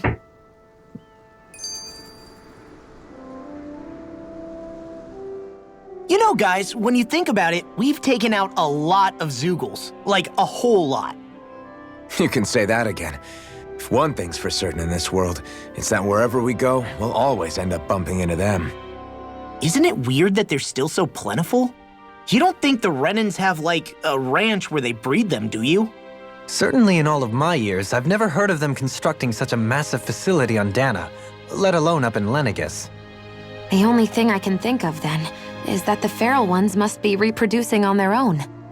There's also no organized effort on our part to hunt them down, so it's difficult to fully exterminate them. Exterminate them? Whoa, don't you think that's maybe a little harsh? What do you mean? Zeugles originally used to be living creatures native to Dana and Rena, right? Being genetically modified isn't their fault. You're right. Zeugles were only created because of us Renans. We altered the original creatures to suit our own ends. First, people made Zeugles, and then we let them go. And now we're trying to kill them because they're a threat. They really have only seen the very worst, huh? I hope we find a way to be able to live side by side with them one day. It's a nice thought, but they attack towns and cities. What else are we supposed to do? Aside from the strays that have gone wild, it's worth remembering that Renans are able to keep them somewhat under control. If we had distinct territories that didn't overlap, that might reduce the danger they pose. Well, I guess when you look at it that way, maybe people and Zeugles aren't so different after all.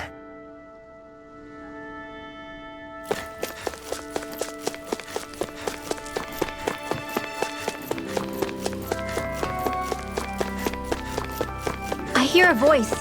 Somebody's asking for help. Hopefully it's nothing that'll be too hard to deal with.